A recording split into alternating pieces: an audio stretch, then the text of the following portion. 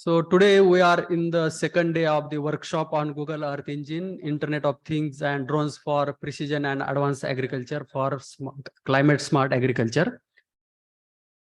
So today we'll have the lectures from the 5 faculties who attended the international level training at Asian Institute of Technology, Bangkok.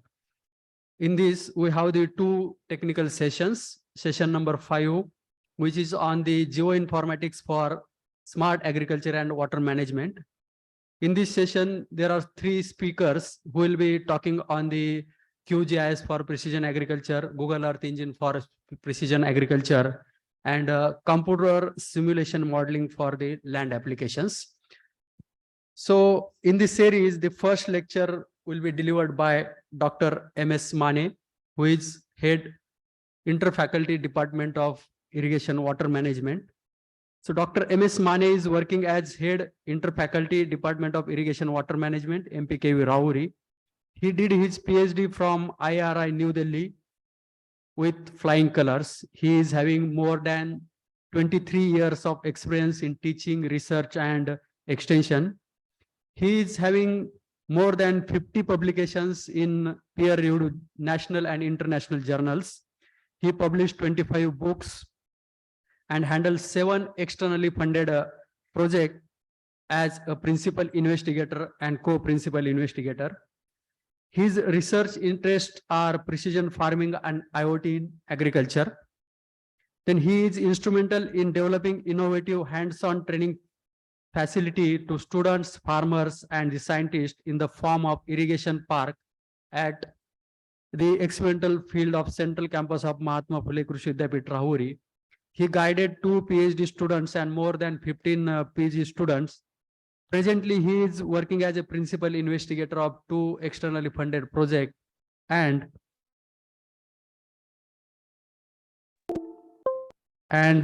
he has also the best paper presentation awards and 35 technology recommendations during his service tenure.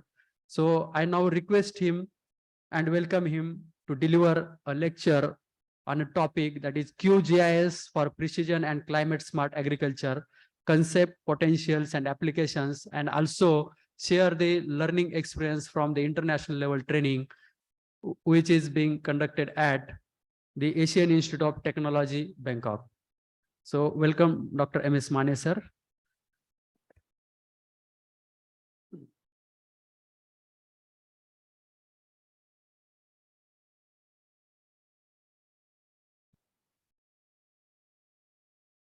Good morning, all the delegates, scientific fraternity from the MPKV Rahuri, and all the students gathered over here for the lecture, my deliberation, that is QGIS for precision and climate smart agriculture.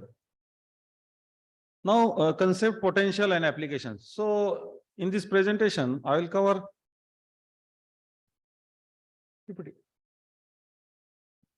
the agenda of today's presentation will be like this.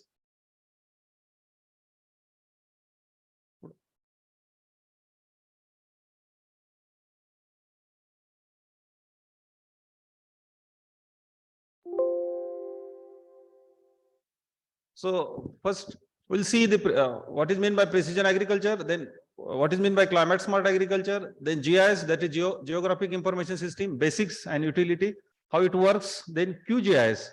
So why QGIS is important? It's basic and application, and then the use of QGIS for precision agriculture, use of QGIS for climate smart agriculture, case studies, and conclusion. Then precision agriculture. Yesterday, Dr. Gorontiwar sir has delivered this concept, that is precision agriculture is a farming management strategy based on observing, measuring, and responding to temporal and spatial variability to improve agriculture production sustainability. So here the strategy for observing, then measuring, then again processing, and from that processing we can respond it to the temporal and spatial variability. Temporal means with respect to time. So what is happening in the Kharif season, what is happening in the Rabi season, what is happening in the summer season. And spatial means with respect to space, what is happening at the different coordinates in the field So this variability need to be assessed from this precision agriculture, and based on that, the different inputs can be managed. So by using this precision agriculture technology to gather and analyze data about soil, crop, and weather conditions. And for doing that, the tools, different tools like remote sensing, GIS, then drones, sensors, and GPS need to be used. So yesterday, you have all seen about this lecture from Dr. Nalode on drones, then on sensors. Different scientists have given the lectures, and GPS, that is a global positioning system. This is the input tool to the GIS. So these all need to be used for the precision agriculture. Then this precision agriculture is having 4 phases. So first is the data acquisition. We need to acquire the data, because without acquiring the data, the processing is not possible. Then second step, processing of the data. Then from this processing, making the fact-based decision. That this decision taking or inference from that data is very important, and for that purpose, our knowledge of the students and scientists is very much important. And from that, in phase 4th, we need to execute that decisions. That means taking actions and execute that actions.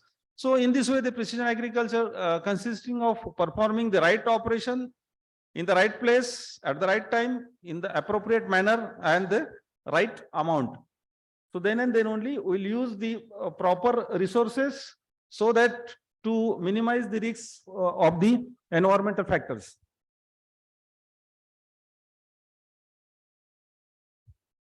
Then here the precision agriculture, you can just see the data collection. So we can collect the data from the soil map, then crop condition map.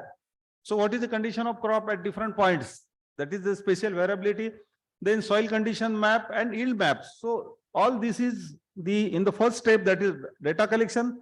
In the second step, that is interpretation. That means we need to process that data and we need to interpret the results. And from that, in the third, applications.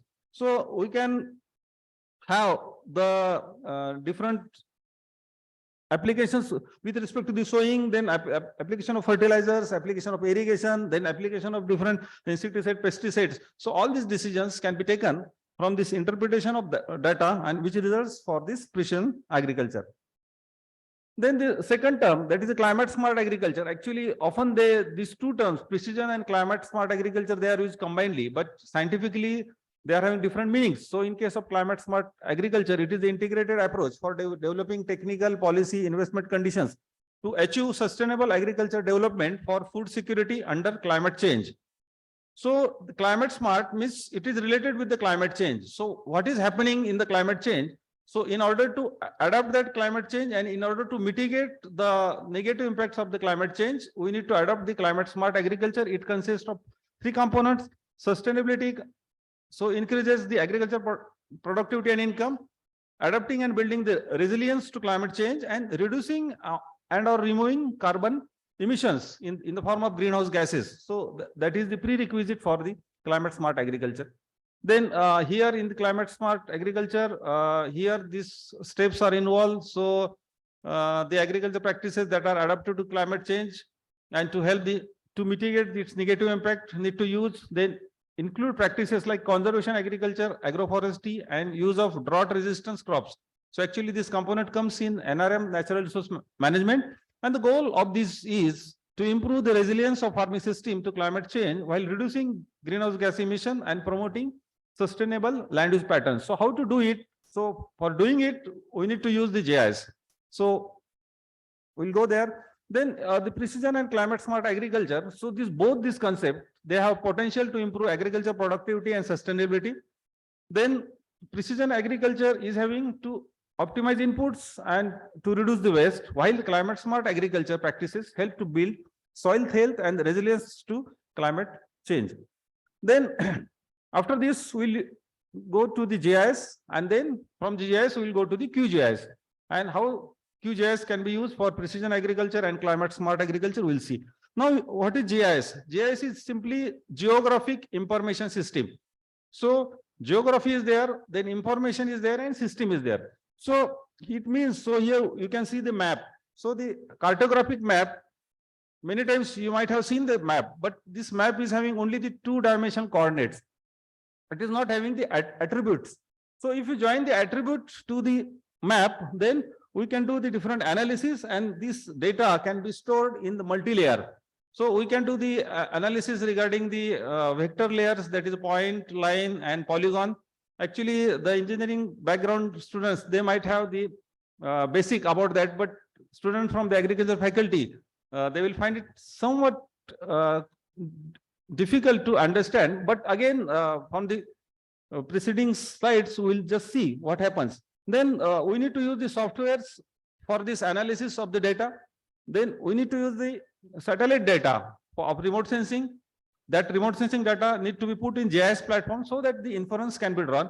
And from the mobile and computer, different careers opportunities are there. Different decision and how to make the different decisions based on the data. And these decisions can be implemented in the form of GIS dashboard on mobile and on PC. And so all this comprise of this GIS. Then here this is the geographic information system which store, analyze, and visualize data for geographic position on Earth's surface. So on the right hand side, you can just see the different layers. So first layer is the that is the image, remote sensing image, which is having the raster data, then elevation, that means the topographic elevation in the form of digital elevation model, then the transportation, addresses, boundaries, water features. So all these layers. So if we combine all this layer, then the real world phenomena we can see. But to draw the inference from the scientific point of view, many times we need to extract the data. And for extracting the data, we can extract the data in the form of layer. Suppose, so in the applications, we'll see so how to do the buffering of application. Suppose the canal is running through the area, and the area just 50 meters away from the canal, it is just prevalent to the waterlogging and salinity. Then which survey number are there? So that analysis we can do in this GIS very fastly. We can simulate different scenarios, and the decisions based on that scenarios can.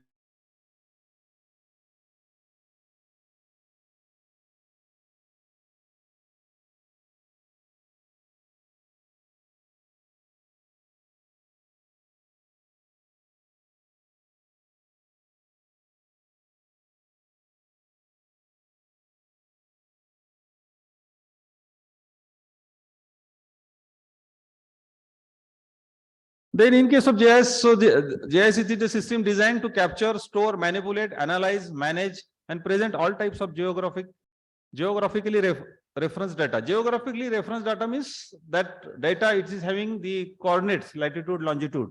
So we'll know where or the soil having, suppose, the clay. So it is located in which patch. So that information is there. And then here on the right hand side, we can just see the vector data. Vector data, it is in the form of point, line, and polygon. So suppose the customers or number of wells or number of stations are there, that will be indicated by the point.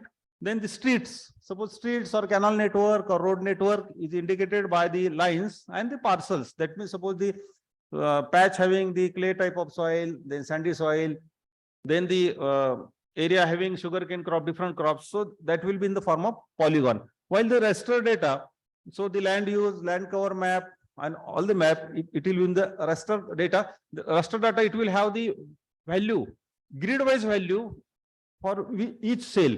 And in order to use in order to support the decision making for planning, management of land use, natural resources, environment, transportation, urban facilities, other administrative records, GIS can be used. So there is no any field in which we can't use GIS. GIS can be used in environmental factors, then in military and defense. Actually, the use of GIS started by USA in military and defense to have locate the locations and logistic management in agriculture. We can use GIS for precision farming, climate smart agriculture, in forestry, in business, real estate, public safety.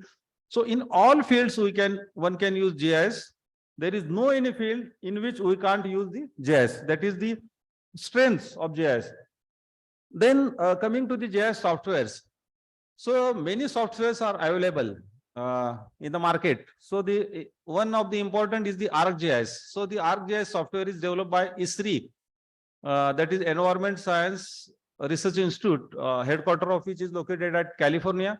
That is the best software in GIS. But the problem is it is the price version. And now they are not giving one-time ArcGIS software. They are giving license on yearly basis. And that become problem. So new beginners can't procure that software and can't have the hands-on training on that software. And therefore, they can't gain the more knowledge. And for that purpose, again, the other software like Google Map API, that is API means application processing interface. It is having interface. Again, Dr. Dingre will take lecture on that. Then QGIS. Third is then Mapbox, Map Info Pro, 4M analysis, Arto, Bing Maps. All these softwares are there. So from that, today we are going to see the QGIS. So first, it was known as the Quantum GIS, and now they have named it as a QGIS. So it is a free and open source cross-platform desktop geographic information system application. So it is free and open source.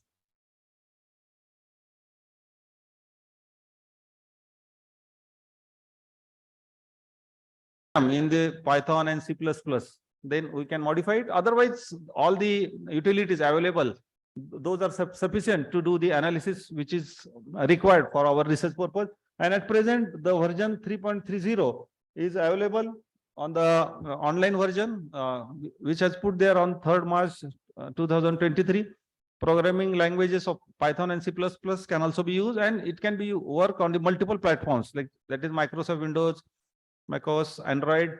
So all on multiple platforms, this can easily be used. So here the first two developers of QGIS, that is Gary Sherman and Huygen Tobler. So these two scientists, they develop it, and they are very generous. And again, they kept it open and free for all the scientific community, so that the good inference can be drawn and good decisions can be taken. Then here the different formats which are used in the QGIS. So the raster format, then vector format, databases, spreadsheets. So all these things we will find it somewhat complicated to understand, because but don't get confused here. So raster format is for the remote sensing image, while the vector format is for the point, line, and polygon, while the database and spreadsheet, because we are attaching data to the spatial data. So therefore, this database is required. So there we can have this Microsoft SQL Server, Oracle. So all this database. So we'll use that database to generate the query, and from that query we can find the solution. And then web services, different web services we can use, which can give the maps, which can be used as a base for doing the analysis. Then this is the general view of this QGIS. It is having the different. First is the menu bar. It is a fixed one. It's fixed one. Then the toolbar. It can be shift. The second toolbar, it can be shift. Then third is the canvas, which is a big portion on which the particular map can be displayed. Then in the fourth, that is the browser panel.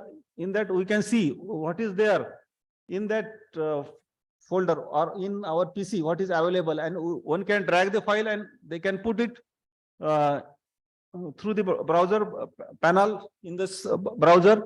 Then the layer panel, fifth is the layer panel. In that we can put the different layers, and we can activate, deactivate the different layers. We can overlay one layer above the another, so that it can be able to draw the inference from them. And the bottom one is the status bar. It will show the real position. That means when we move the cursor, so what is the lat long at that position can be seen from that status bar. Next.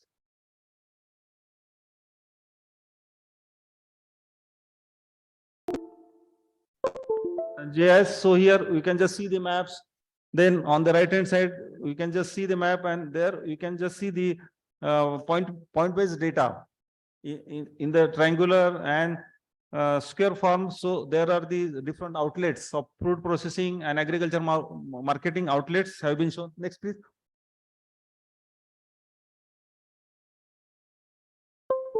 It is very interesting, and for especially for IWM students, we will have again hands-on training of 1 week, so that you will practice the QGIS in our lab. Then QGIS for precision agriculture. So these are the applications in case of soil mapping. So in case of soil mapping, the soil properties can be used to have the fertigation management. So soil is not homogeneous always, so it is heterogeneous. And again, depending on the heterogeneity of the soil, the fertilizers can be applied. Then crop yield mapping. So again, crop yield not will similar in the same field. So at some places it will be high, at some places it will be low. So what measures need to be taken? What practices or what inputs need to be applied? So it depends on the crop yield mapping. Then topographic map. Topographic map means what is the slope of land. So from on the basis of that, irrigation, then drainage, and the different water management practices can be practiced. Then pest and disease mapping. So actually GIS is the platform, but on the GIS platform, we need to gather the information based on the sensors, then drones. So that is the prerequisite. And then the weather mapping. So weather at a particular location, and then in case of this GIS database, the statistical tools are available. By using that tools, we can map this weather. Then equipment management. So the equipment, the location and transportation of the equipment can be checked by the GIS, and different dashboards can be available. So suppose the tractor is moving in the field, then in 1 day, how much area it is covering, how much length it is covering, what time it is taking, what is the idle period of that vehicle, that also we can check. And analysis and decision making. So based on this data, we can analyze and whatever measures one can take. Then here are some case studies of this GIS. So in Konkan region, we identified the 12 locations and data from the meteorological data from the 10 location for my PhD student. And then we calculated the annual ETO and the water surplus in the Konkan region. So the map output from these GIS maps looks like this. And what is the variation in the ETO? So you can just see in the North Konkan, the ETO was more, while in the southern part, it was lower. And again, the surplus, annual surplus and deficit is given on the right hand side. So in the North Konkan, there is a surplus, while in the southern part, that is a deficit. So where we need to apply the irrigation in the either in the form of protective irrigation, or if more water is available, then we can apply irrigation by using the advanced method also. So here the land use land cover map of the Amba Basin. Amba Basin is located actually in the Raigad district. So the different land use and land cover patterns can be assessed here in the map. And again, soil map is on the right hand side. So based on the land use land cover maps, we can have the what is the area where the deforestation or degradation and desertification is occurring, and what sustainable measures can be taken. It can be decided by seeing this land use land cover map. Then this topographic map. So this topographic map indicates the actually the slopes. So from where the streams are going, and again where we need to put these soil and water conservation structures to store the water. And on the right hand side, the suitable sites for the water storage structures can be identified. So in this way, we can use the GIS for our research purpose. Then for use of GIS for the climate smart agriculture, then climate modeling and predictions. So based on the database available here in the map and the data used by the remote sensing, one can model the climate, and from that the occurrence of rains, what is the probability of occurrence of rains can be drawn, and from that the different decisions, like that is when sowing, harvesting can be done, when different farming operations can be done, can be planned and predicted. Then soil mapping and analysis. So on the based on the soil mapping analysis, where the degradation, soil degradation is taking place, and what measures can be taken, can be decided, because these operations are related with the climate smart agriculture. Then water management. So where there is a stress and where the chances of flooding are there. Actually in Thailand, they have predicted it, and they did the flood survey by using the GIS and remote sensing. And if you analyze the level, suppose in case of Krishna River in 2018, we did the study. So if the Krishna, actually they have impounded the water near Karad of Krishna River. So if that impounding level is very high, then how much area is get flooded? So that can be assessed by the GIS. 2 minutes, please. Then land use planning, crop modeling and yield, and renewable energy mapping. So the best probable sites for having the renewable energy sources, that is the solar and wind, can be assessed by using the GIS, and the transition sources, sustainable sources of power can be given to the farmer. Then this, so the from the inference, why to use the QGIS? So QGIS is the multi-platform that can be used and run anywhere. We can drag and drop. So all the facilities and the features available in other GIS, price GIS software are available in QGIS. Therefore, one can use the QGIS for their research purpose, for especially for MSc and PhD students, they can use. And in the conclusion, I can say that QGIS can be a valuable tool for precision and climate smart agriculture by providing farmers with accurate, up-to-date information on their fields and helping them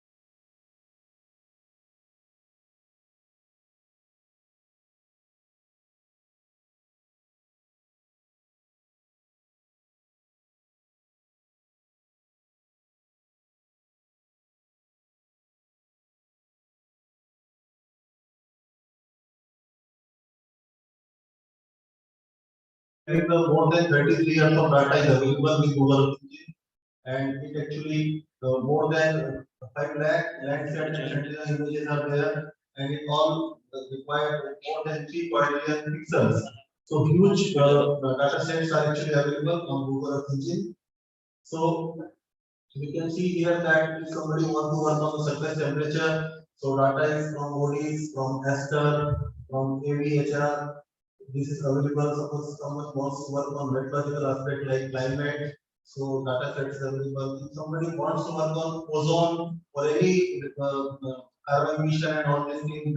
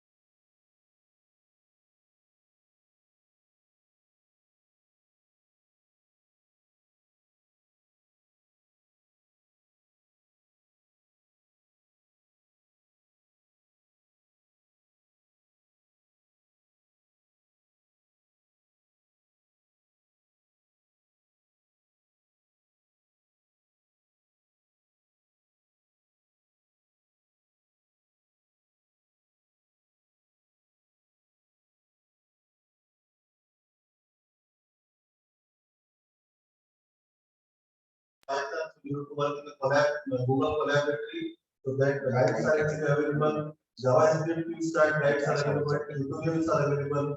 Then best practice guides are also available. Debugging guides are available. Suppose you are doing some code and you got some difficulty, which is showing error. So what is your fault? So debugging guides are also available. Sections for machine learning is available. Some special algorithm are available like landscape algorithms. Google Earth Engine applications are available. Data set management are available. Suppose for example someone is an IT professional and he wants to develop a new code or a new program for that. So these type of guides are very helpful for those IT developers. Then more advanced Google Earth Engine concept is also available. So you can go through all these things. Then very important part, that is the API references. API means any code application programming interface we put in the Google Earth Engine and it visualizes the data to us. So these API references are available, client libraries are available for JavaScript as well as for the Python. Python also. GitHub repository is available there. Suppose I want to do some work and I want to make it available for others. So I can put those API on GitHub. So any other can use that. Then client libraries are available, which is the EE package, export package. Then code editor section is there. We can use this code editor section. Map is one type of library. It is not map, our map, it's a library. UI package is there, print library is there. Some REST API commands are also there for some special purpose. So let's see what type of Google Earth Engine algorithms used by the Google Earth Engine. So many algorithms are used actually. So these are the numerical operations algorithms, then array and matrix operation algorithms. We call it and math actually. Machine learning, supervised, unsupervised algorithms, kernel operations, reducers, geometric operations, and operations with the vector data actually. So those who belong to actually mathematical backgrounds, those can understand what are the different type of mathematics terms are these. Geospatial processing functions which used in Google Earth Engine, that is the image. So here image is actually client library. So you can have client map, you can have image collection, features, feature collection. filter, reducer, join, kernel, machine learning, projection. So these are actually these terms are maybe new for you actually. It's also new for me. But when we work with the Google Earth Engine, we become familiar with these terms. So here you can see that just now Dr. Manesha was explaining this. What is actually that vector data? So feature like 9-point polygon is there. Then one feature is image collection. So image doesn't mean a single image; it's a stack of actually images. Then when we say the map, it's not map like our map. It's a bunch of the images. Then reduce feature. These are the mathematical operations which is performing the band math. Actually, you can add number of images, you can reduce it, you can subtract it, multiply it, you can put any command greater than equal to, less than equal to. All these things are actually possible. So just imagine, friends, that how the geospatial processing is done in the Google Cloud. So when we give command, all this processing actually is done in the Google Cloud. So let's start with some Google Earth Engine initial setup. So in Thailand, actually, we had training on this topic, and we learned this topic with the Google Collaborate. So you can also go for the JavaScript in Google Earth Engine Collaborator, but we learned it through the Google Collab. So initially, we have to open our Google Collaboratory, which is attached with our drive. It is free for use. We have to import the different libraries, and we have to authenticate and initialize of the Google Earth Engine. Just 2 minutes. So like this, we initiate that. Okay, we generate one token, we put that token here, and that Google Earth Engine initialize. And then I am showing some examples how we put the code and how can we use the Google Earth Engine. Suppose you want to visualize everything around. So you can have that code. It is also available on the APIs are available. You can use different parameters, visualization parameters. If you want to see the elevation, you can see the elevation. If you want to see the elevation in different colors, you can see those. You can visualize the RGB image. You can visualize the image by Landsat, by Sentinel. You can also visualize your RGB image for your area of interest. Suppose you want to see MPK Rauri, so you can visualize those images. You can visualize the FCC images. Suppose you want to know how much water is available in my site, so you can extract the water from your images. You can use NIR band for that, because NIR is a good to know the water. So you can use the imagery. You can classify the elevation data. You can see here that Himalaya is red and other elevation less than 2000, sorry, 1000 are yellow. So you can classify those things. You can also calculate the NDVI. Not only NDVI, you can calculate any type of VI, any type of equation you can use. So all these mathematical operations can be done by the Google Cloud. Image collections in the Google Earth Engine. Then you can visualize the NIR band. Then you can reduce. Suppose you want to see the image from last 10 years. So the reduce function is there actually. So you can reduce those images. You can go for any time duration. Now, last 2 or 3 slides are there. So when you want to work with the vector data, now we are working with the raster data which is available in the satellite. Now, if you want to work with the vector data, you have some file and you want to visualize those files in a Google Earth Engine platform. So you can also see those data. Suppose, for example, population data is there. So I can see those population data. I can make the charts. I can make the plots of that like this. You can map the agriculture area like this in the Google Earth Engine. You can also assess the groundwater dynamics using the gray satellite data. You can able to know all the things. So these are the application areas where we can work. Agriculture is one of the areas for Google Earth Engine. Google Earth Engine is a vast platform for many type of users. It may be the atmosphere, it may be the deforestation, disaster management, disease spread, food security, terrain data, water management, climate monitoring, and environmental protection. So, with all, If I permit to show 2 minutes video, please. Just to summarize what is Google Earth Engine, I am showing you.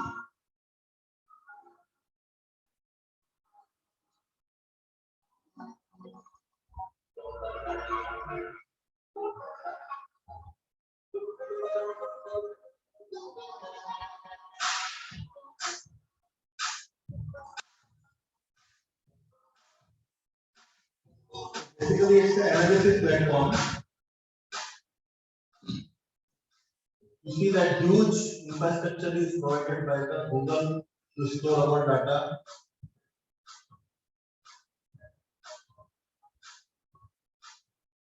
And for scientists, for academic purpose, it is freely available. So this type of data is available. 40 years data is available for Sentinel, 1, 2, 4D data is available in 36 bank. If you visit the Google Engine website, you will find many types of satellite data is available, and you can use it according to your choice. So completely user-friendly environment is there. Using the JavaScript, you can use the code editor. This is time-lapse actually, doable video, showing the changes of your geographical position. Machine learning algorithms are given. Like this, you can so you can do many things here. Depends upon your purpose. Earthquake damage estimation,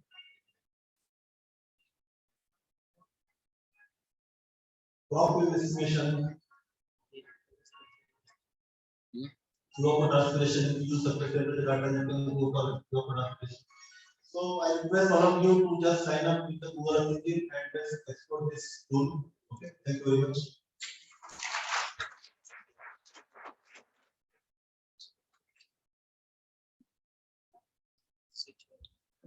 Thank you, Dr. Sachin, for an excellent lecture on Google Earth Engine and its applications in the agriculture sector. So I hope the students henceforth will try to have their research programs planned in the field of Google Earth Engine by using the spatial data, that is remote sensing data, and utilize this information for their research work. So once again, thank you, Dr. Sachin. Our next lecture will be delivered by Dr. Avadut Waluns, who is Assistant Professor of Mechanical Engineering in the Department of Farm Machinery and Power Engineering, Dr. A.S. College of Agriculture Engineering, MPKV, Rauri. And lecture will be on computer simulation modeling for the land applications of agriculture machinery. Dr. Avadut Waluns has completed his PhD in mechanical engineering from the National Institute of Technology, Karnataka. Then he is working as an assistant professor since last 5 years in the Department of Farm Machinery and Power Engineering. He has the 20 international publications, 8 conference proceeding publications, and member of 5 professional societies. Then he is guiding and supporting the guidance to the students of 6 MTech students, then 4 PhD students. And he attended the 11 scientific workshops, then attended 18 training programs. And he is instrumental with handling the different types of the softwares which are useful for the simulation modeling or the 3D or AutoCAD modeling. So those are ANSYS Fluent, MATLAB, LabVIEW, CaptaView5, RepProbe, and EDM. Then he has a expertise in currently working on design of farm implements by finite element method and discrete element modeling, mainly to study the soil tool resistance behavior. He completed the 5 research project and 2 research projects are ongoing. He is a principal investigator of one of the projects from the Rajiv Gandhi Science and Technology missions, wherein he is going to develop the solar operated power weeder or the power cutting machineries. With this brief introduction, I welcome Dr. Avadut Waluns to deliver his lecture.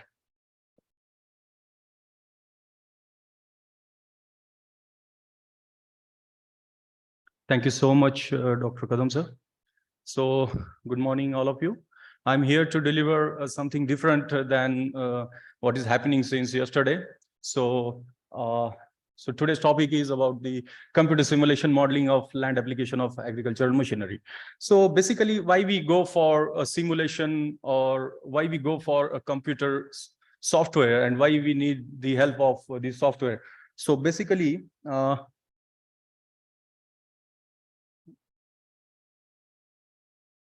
work नहीं होता.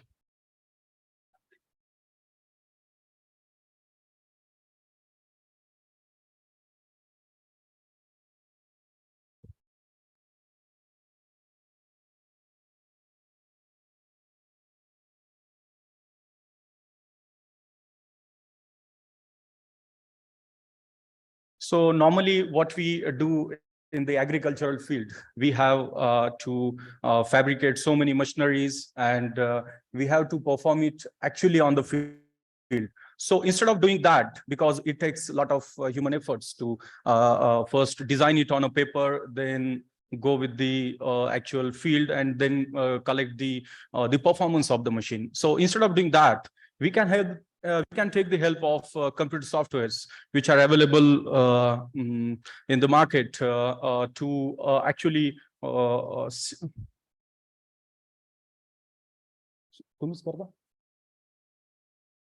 yes. So yes. So as far as the strategy of research is concerned, basically any study related to the machine or soil machine interaction, it is broadly divided into modeling and experimental study. So as far as the modeling is concerned, there are again several types of modelings are there, that is of analytical study, mathematical study, or numerical study. So numerical study is basically an algorithm which can be performed using the software platform. That can be your discrete element method or the computational fluid dynamics or finite element method. As far as the experimental studies there, we can have a laboratory performance that can be called as a soil beam or the field test. So let's have a look on it first. So modeling approaches commonly divided into two, that is of a continuum approach or discrete approach. So what is the continuum approach?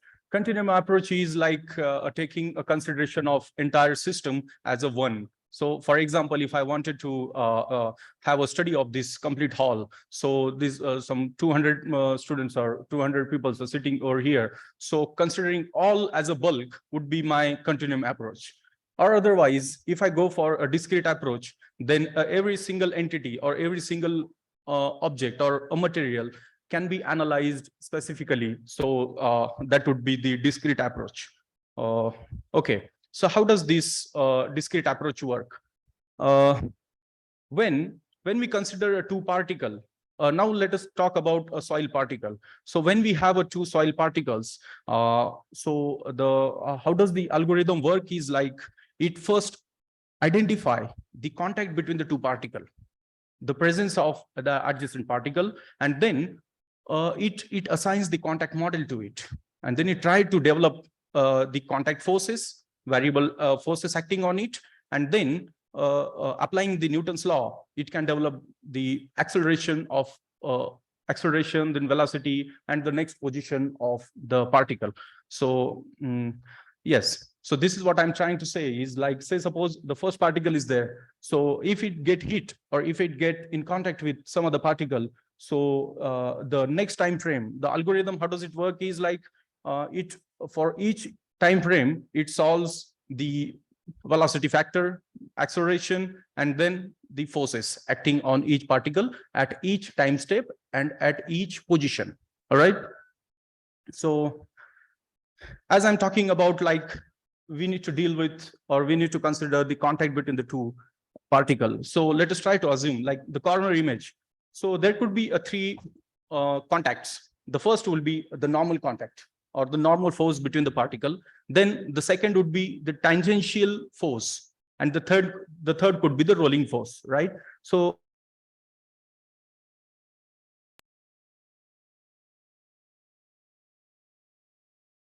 algorithm, okay. So as I'm talking about, so when we try to develop any particle, say a seed is there, so it can be developed, it can be simulated with the help of multi-sphere model, wherein we can come up with the actual shape of that particle or actual shape of that object. So in discrete element method, we need to identify first what could be the material behavior, whether the material is dry, whether it is cohesive, non-cohesive, whether it has any bonding between them, whether it has a moisture content in them, whether it is capable to carry the heat through that. So all those parameters need to be considered. Okay, let us have a look on this first. So what is, again, I need to elaborate in the actual day-to-day life. So, okay, take the case of that, like you have a particle of a table tennis balls, and then you have a boundary of your bat, right? So if you try to analyze, or if you try to figure it out, what could be the forces acting on this entire system? So yes, we can develop this system as using this method. So you have two boundaries, right? And you have the contact, the particle that is your tennis table ball. So what you have developed is you have given the contact model between the boundaries or your bat between the ball, right? And then the algorithm is capable to develop what could be the various forces acting, what could be the different position of that specific particle, right? So this could be the best application, I would say, of this. So as far as the application of this discrete element method is there, you can find so many softwares in the market. More specifically and widely used is EDM, FC, and Rocky, right? So let us have a look on this interface. So EDM interface, you can just find it out like, so as far as like now try to imagine like you have one implement and you have a soil. So you wanted to come up with a model of it. So what can be done is, so you need to know the what is the type of material you have, right? Or what is the physical property of the soils. Then the geometry, then implement that you're talking about, like what is the material of that implement, what is the dimensional features of that material, and what could be the various operating parameters of it, like at what speed it is working, at what depth it is working. So all those things you need to incorporate in the model, you need to incorporate in the software so as to run this software, right? So yes, that I was talking about the contact model, right? So when you try to if you wanted to compare like cohesive nature of particle and non-cohesive nature of particle, again in the right corner you can see that it's elastic particle, and if you try to simulate it, like you just can have a look on it, like how does it work. So incorporating the elastic, plastic nature of the particle, cohesive and non-cohesive nature of the particle, you can just try to elaborate, like see, so how does it occurs? The right hand side is the elastic particle nature. So yes, so this kind of practical or the day-to-day life example you can simulate in this software. So as far as the application of this EDM is there in the agriculture machine, it can be used to come up with the soil tool interaction study, machine plant interaction related to the harvesting. In case of fertilizer, machine fertilization. Then if it is a traction compaction study, then machine soil interaction can be studied using this modeling. So yes, so what is the method? So in the software, what you need to do is like you need to frame the environment. Then you need to call the soil particles with all your there are dozens of the soil parameters you need to fix over here, and if you call those soil particles in the concise space, then you need to call the implement. Yes, then the next step would be what is the bonding between the particles. So that that is very important as far as the realistic approach is concerned. And if you try to simulate it, like let us have a look on it. Yes.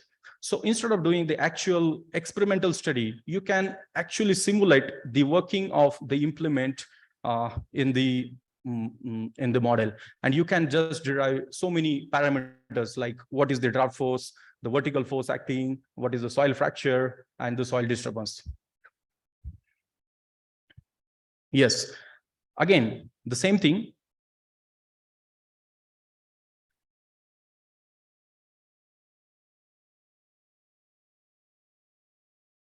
Yes. So if you wanted to compare the second image also, if you wanted to compare your experimental data with the software simulation, yes, you can do that. The right-hand side image is your soil bin study and the EDM software or the PFC software that is shown. So the experimental data can be validated using this simulation study. So again, as far as the different parametric approaches there, you can just have a study at different operating conditions, like at different speed. Then you can just see the difference. Like what we have fixed is like we have given the different soil particles, the different parameters, the different physical properties of the particles that we have given here. And you can just see the difference. So this is what the actual interface, and then later on in the software, you can just derive the result as well. Yeah. You can just simulate any soil machine interaction using this EDM platform. Yes, again, one difference that I would like to show you here is like, what if like as far as the soil property is concerned, that is the particle stiffness. So if it is different, then you can just have the comparison between the particle stiffness and the effect of particle stiffness on the performance. So such kind of soil interaction study can be done. The second application of this DM is about you can just simulate the seeding operation and planting study using this DM operation. So as far as like if you try to think about like if you have a fertilizer applicator, but you don't know, it's very tough to imagine like what is happening at the discharge end, whether the your fertilizer is actually being applied to into the soil. So you can just have a simulation of this fertilizer applicator, and it can just give, or it can just validate your design. As far as the next application is there about the harvesting, the threshing could be the very rigorous and could be the challenging operation. It can be work out in this software, wherein you can just come up with the threshing performance, and then various factors about the threshing you can just simulate. The lowermost part that I was working in University of Wisconsin, that about the we were deriving the what could be the picking force for tobacco harvester. So we can just simulate like, and we can just find out this is the simulation of a tobacco leaf, and what could be the picking force for that can be simulated as well, and that value can be incorporated while actually developing the machine, right? Yes, soil compaction study, then the traction study, wherein the interaction between your wheel to soil, that also can be worked out, that can be done using this DM. Yes, as far as the other applications of this method is there, it can be, or it is widely used in pharmaceutical industry, then food industry, civil engineering, the mining application, then off-road vehicle design. So as far as your case is there, there could be the huge scope for application of this system, like it can be used, for example, if you wanted to study the soil erosion, or if you wanted to study the wind, the air, the soil loss. So you can just club this discrete element method using this CFD or multi-body dynamics, wherein the kinetics and kinematics can be implemented, and thereon you can come up with the multi-physics analysis. Yes, this is widely used nowadays. You might be knowing about rapid prototyping. This system is widely used in developing the artificial organs nowadays, wherein for the implanting the artificial organs. So in this case, the entire system or this entire operation, which is being done in case of additive manufacturing, it can be completely simulated using this DM software. I mean, using this DM method.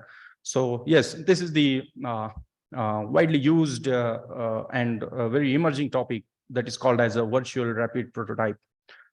So with this, I would like to say thank you to World Bank, NAHEB, then CAST project, Honorable Vice Chancellor Dr. Patil, respected Director of Research, Dr. Goran Tiwar, then entire team of the cast to just travel this 1 month training at University of Wisconsin, USA, and to have a great exposure. So thank you so much for this, for listening me. Thank you.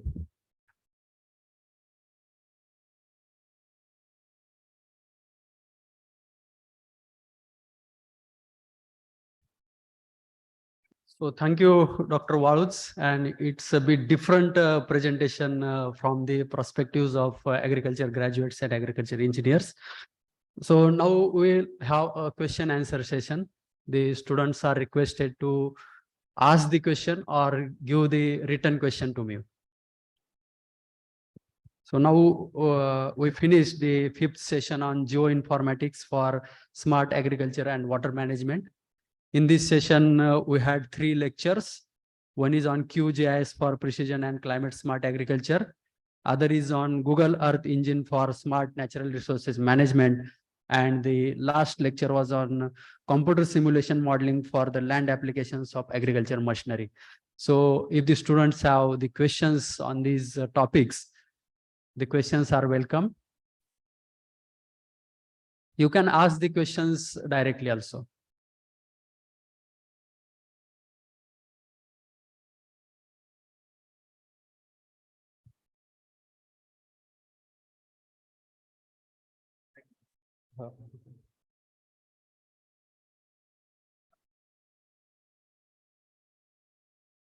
Yeah, there is a question from Kashinath Teli, who is PhD students of agronomy. This question is to the Dr. M.S. Mane sir. How farmers can make use of legend data developed through GIS for decision making of farm operations, or what is the practical utility of GIS data to the farmers level?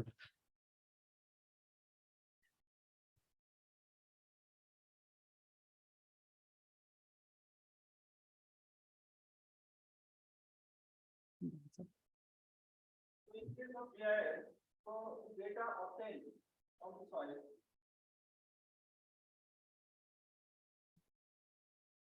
In case of soil, you can obtain a different property. So that is your content of the soil on organic matter. So based on that, the particular application, variable application can be designed. That is one thing. What was the second part? How it is useful to farmers. How it is useful for? So in that way, you can take the because it is not parameter. All is not homogeneous in the field. And don't measure in small field.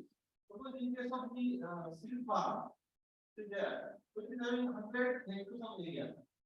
So all is not homogeneous. So we can't apply the same package anywhere.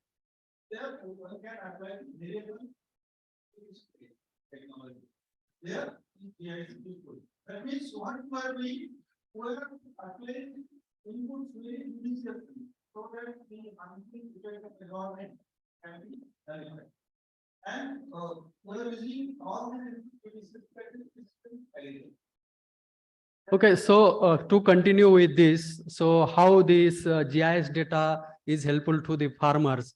So under the CAST CSAWM project, we have developed one special irrigation water requirement estimation mobile application. So in that, this special Google map, where in our mobile we have the Google map, and we can search the different places and the routes or the anything that we want to go. So if I want to travel from Rahuri to Pune, we can put the place and get the route and the kilometers and the speed also.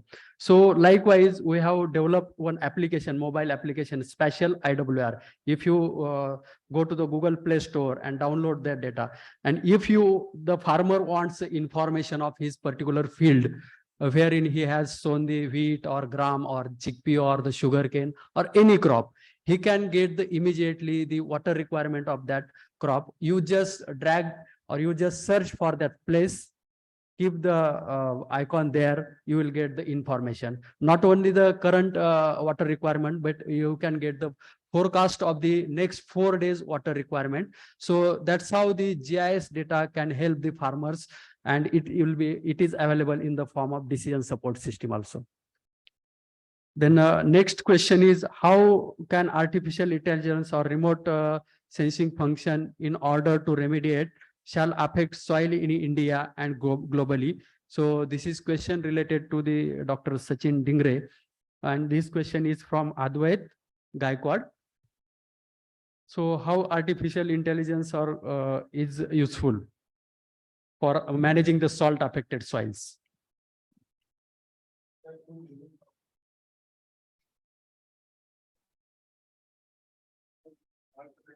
Salt affected soils. You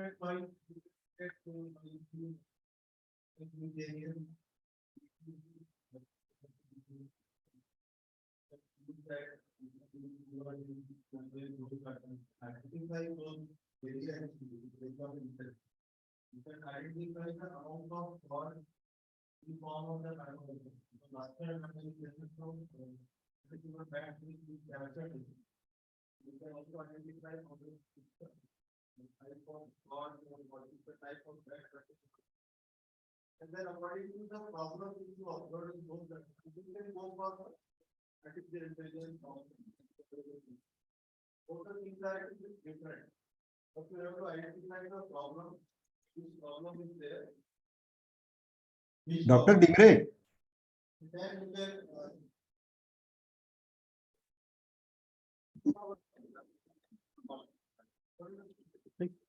not able to hear Dr. Dingre. Mike जवळ घ्या.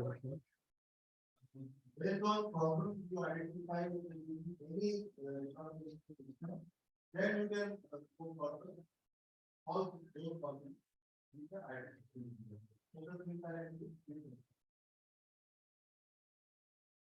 Yeah, next question is related to where we can learn handling of QGIS software. So for this, as during the lecture of Dr. M.S. Mane, he mentioned that the very good laboratories established at Interfaculty Department of Water Management, and also these facilities available at CAST, CSWM and ID department. So the students who are interested to learn the QGIS, they are always welcome to these 3 places, and you can get the training. And already Mane sir has announced the 7 days training program on the QGIS. So you can take, huh?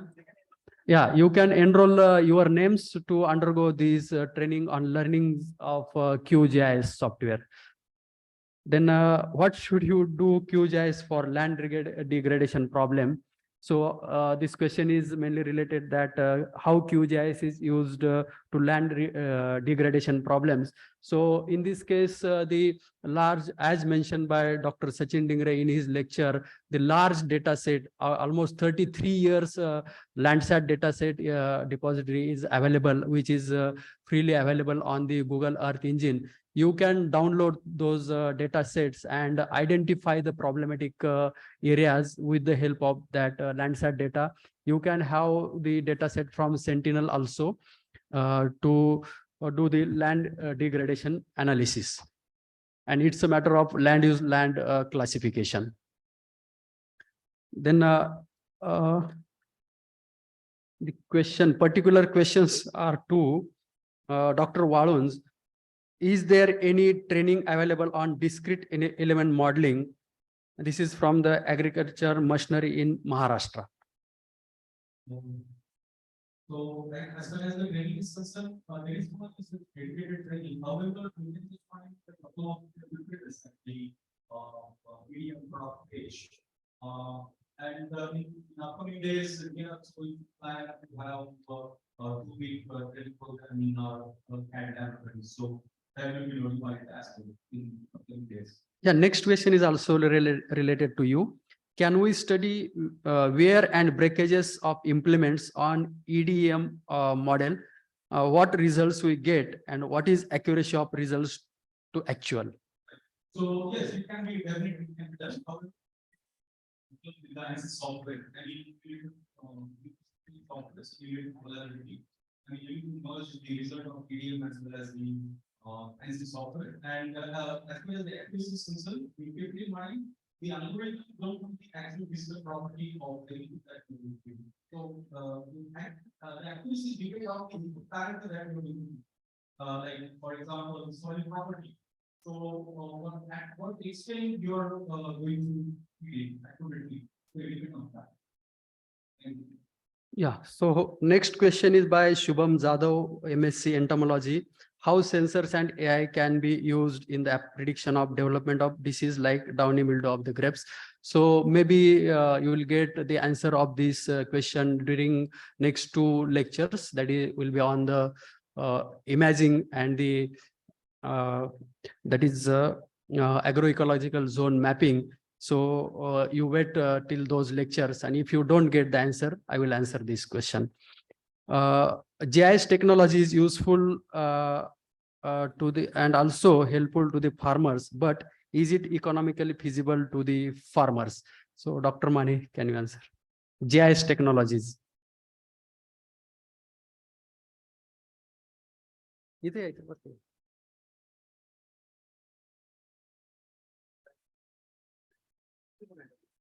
Feasible आहेत, useful आहेत, परंतु economical आहेत असेल economical आहेत. So these GIS technologies are very much economical to the farmer. Actually, QGIS is the freeware. So no need to put any cost. And again, the remote sensing images which have been shown here by Dr. Dingre sir and all that. So those are also freely available on the net.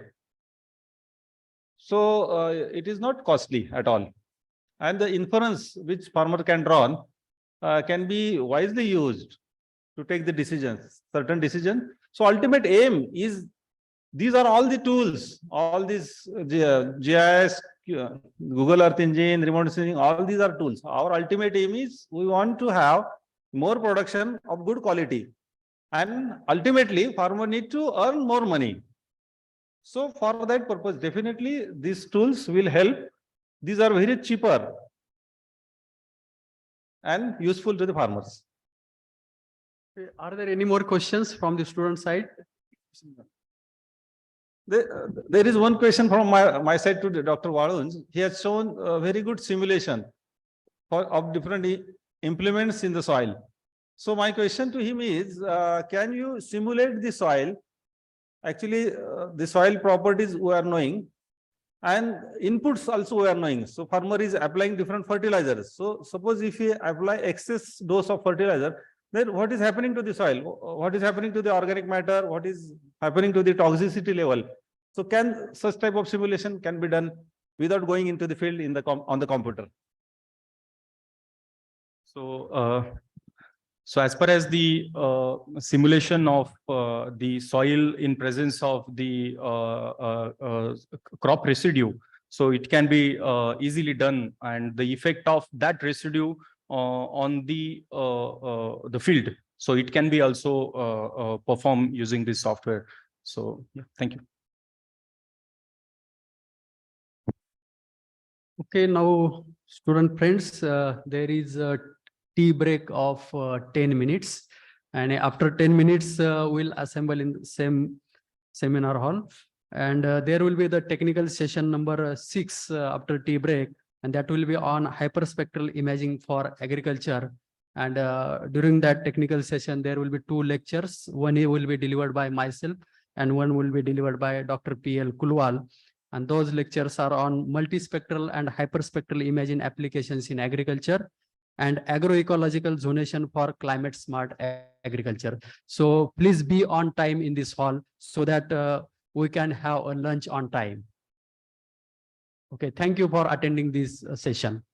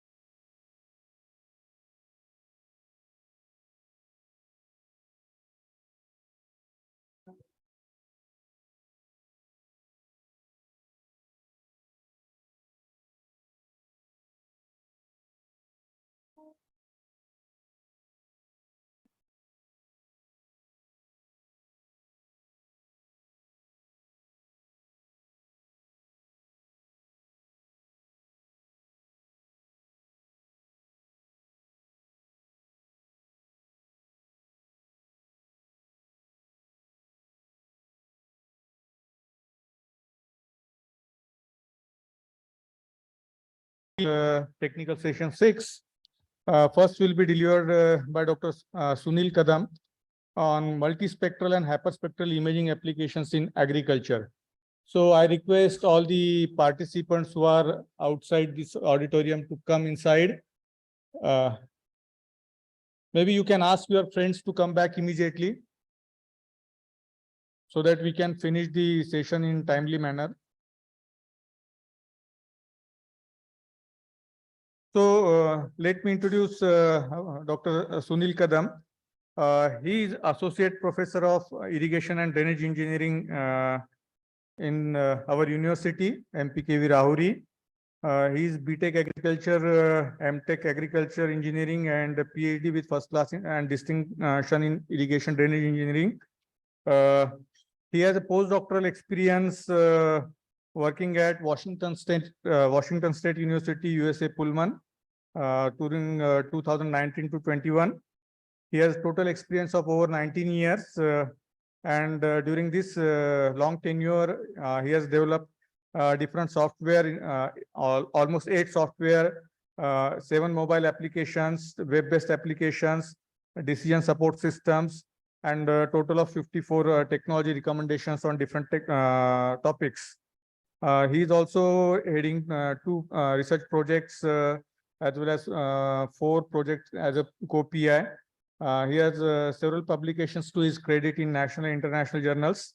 He has undergone different trainings, including international training, and he has received awards like Bansilal Mulchand Daima Gold Medal of Indian Society of Agriculture Engineering Convention Memorial Gold Medal, Professor A. Memon Award, Engineering Achievement Award by Institution of Engineers, and Best Paper Presentation Award in international and national conferences. Total of 5 such awards, and he's a member of several professional and academic societies in India. So now I request Dr. Sunil Kadam to start his presentation on multispectral and hyperspectral imaging applications in agriculture.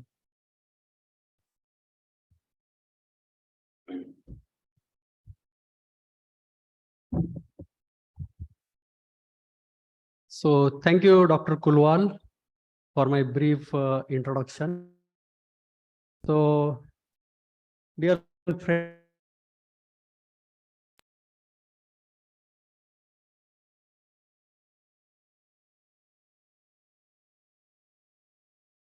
multispectral and hyperspectral imaging applications in agriculture. So earlier to me, everybody is talking about the Internet of Things, sensors, Google Earth Engine, then QGIS, different technological applications in the field of agriculture. But everybody is talking about the sensors or IoT technologies that are locally space placed in the fields or in a certain region or in certain villages like that. But I'll be talking on how the agriculture can be managed with the data which is available in the space. That space applications may be the satellite data of the different satellites, maybe Landsat satellite data, Sentinel satellite data, Indian remote sensing satellite data, MODIS data, and one more application through the UAV, how the different types of the sensors, multispectral, hyperspectral, thermal, LIDAR sensors can be used with the help of drones to capture such type of the images. So I will start my lecture with the introduction to the topic, that is the what is meant by the imaging technologies. So imaging technologies are becoming increasingly important in and accurate information about the crop and soils, and that information is temporal information as well as the spatial information. And these techniques are used to collect the high resolution spectral data across the multiple or all bands of the electromagnetic spectrum. So next slide, I will explain what is meant by the electromagnetic spectrum. And these data allows the detection of different crop diseases, pest, that is biotic and abiotic stresses, as well as the water stress or the heat stress of the crops. Then imaging technologies are playing an increasingly important role in agriculture by providing valuable information that can be used to optimize crop management practices, reduce input cost, and improve the agriculture sustainability.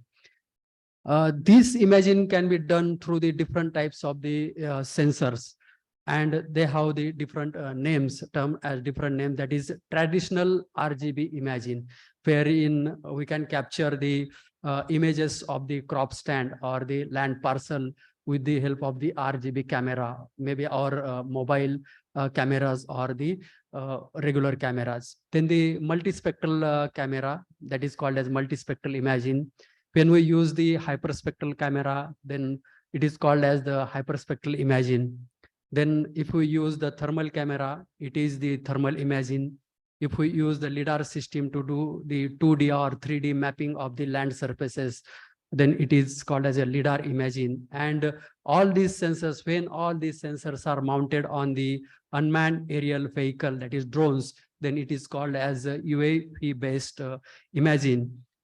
And this is how these imaging technologies are important in the agriculture, because they give us a high resolution spectral data across all the electromagnetic spectrum, and that information can be used to get the different biophysical parameters of the crops, which we can correlate with the spectral data that will be collected with the help of all these sensors. And all this is based on the one phenomena, that whatever the energy we receive from the sun, that may be either transmitted, absorbed, or reflected back into the atmosphere. And all these sensors captures the reflected back energy. That is, it captures the reflectance from the crop canopy, and that reflectance is presented in the form of the electromagnetic spectrum. And this is earlier done through the remote sensing technologies or remote sensing platforms, wherein the remote sensing is a process of sensing and measuring objects from a distance without physical contact with this. Just like our eyes, we see the nature with the eyes. That is nothing but the remote sensing. So our eyes are the tools for the remote sensing, that we see the nature, and that is nothing but the reflected energy our eyes are capturing. And that is done through that remote sensing and earlier done through the ground vehicles. Then air balloons are used.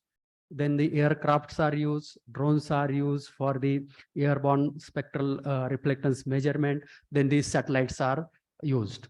Though whatever the data which is captured by the satellites has the different resolutions, and that data is captured from the satellites which are launched above the ground level at an 860 kilometers away from this land surface. So they have the limitations of the spectral resolution, and also the spatial and temporal resolutions. If we take the case of the Landsat data, we'll get the spectral resolution of 30 by 30 meters. That means if we take the Landsat data to analyze the entities on the Earth's surface, then we have one pixel of 30 by 30 meters only. Then if we take the example of the Indian remote sensing satellite, which has a spectral resolution of 23.5 by 23.5 meters, then Sentinel data 10 meter by 10 meters, then LIS 4, if we take IRS LIS 3 sensors that captures the images with the spectral resolution of 5.8 by 5.8 meter.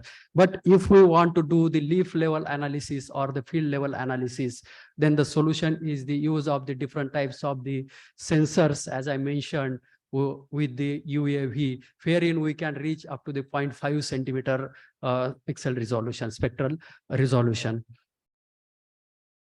So this is what I was talking about, this the electromagnetic spectrum, that is nothing but the graph of the reflectance against the wavelength, so which we can capture from visible range to the long short wave infrared to the mid wave infrared.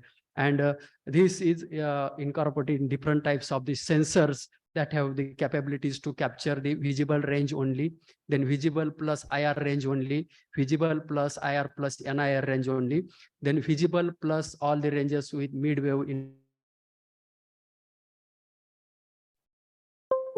meters. Then we can capture the electromagnetic spectrum from range of 450 nanometers to the 2500 nanometers. So this figure gives the difference between how the RGB imaging is different from the multispectral imaging from the hyperspectral imaging. So in RGB, we capture only the 3 bands, that is red, green, and blue bands. In multispectral, we can capture the image in different bands, band combinations, maybe 3 bands, 4 bands, or 5 bands. And now the 11 band cameras are also available in the market. And in the hyperspectral imaging, we are monitoring the continuous spectrum throughout the crop growth period or the life cycle of the entities on the Earth. Next. So what is mean by the RGB or traditional imaging? In the traditional imaging captures 3 spectral bands, that is red, green, and blue, and combines them to create an image with a broad range of the colors. This is nothing but our photographs only. Whatever we capture with the regular photographic camera or with the help of the mobile cameras. And these colors can provide useful information about the visual appearance of the target, but do not provide the detailed information about the target's composition or the properties. But this is being taken care by the multispectral or hyperspectral spectroradiometry. So these are the sample images I am showing, which are taken with the help of the UAV mounted RGB cameras. And this courtesy is shown by Dr. P.L. Kulwal, who has captured these images in his experimental fields. The next is the multispectral imaging. So to define specifically what is meant by the multispectral imaging, then multispectral imaging captures images of an area or an object that may be the agriculture field, soil surface, barren soil surfaces, or the water surfaces. These images are captured in the specific intervals and in the discrete bands like visible band, near infrared band, and the thermal region of the electromagnetic spectrum. And those are distinctly presented over here in the range of 400 nanometer to 1000 nanometers, and how these bands are combined to represent a single land surface. Then multispectral bands means it has a 1 band, 2 band, 3 band, 4 band, 5 band, 7 band, or the 6 bands, and those are averages over the particular electromagnetic spectrum or the wavelength regions. And these images can be used to detect and analyze the different features and characteristics of the targets, such as vegetation, we may call this as agriculture fields, then the vegetation health, water quality, and the land use patterns. Then multispectral image is commonly used in applications such as agriculture, forestry, and environmental monitoring. Then next imaging type is the hyperspectral imaging, wherein the images are captured in the very narrow wavelength intervals using the hundreds of continuous band across the visible and infrared spectrums.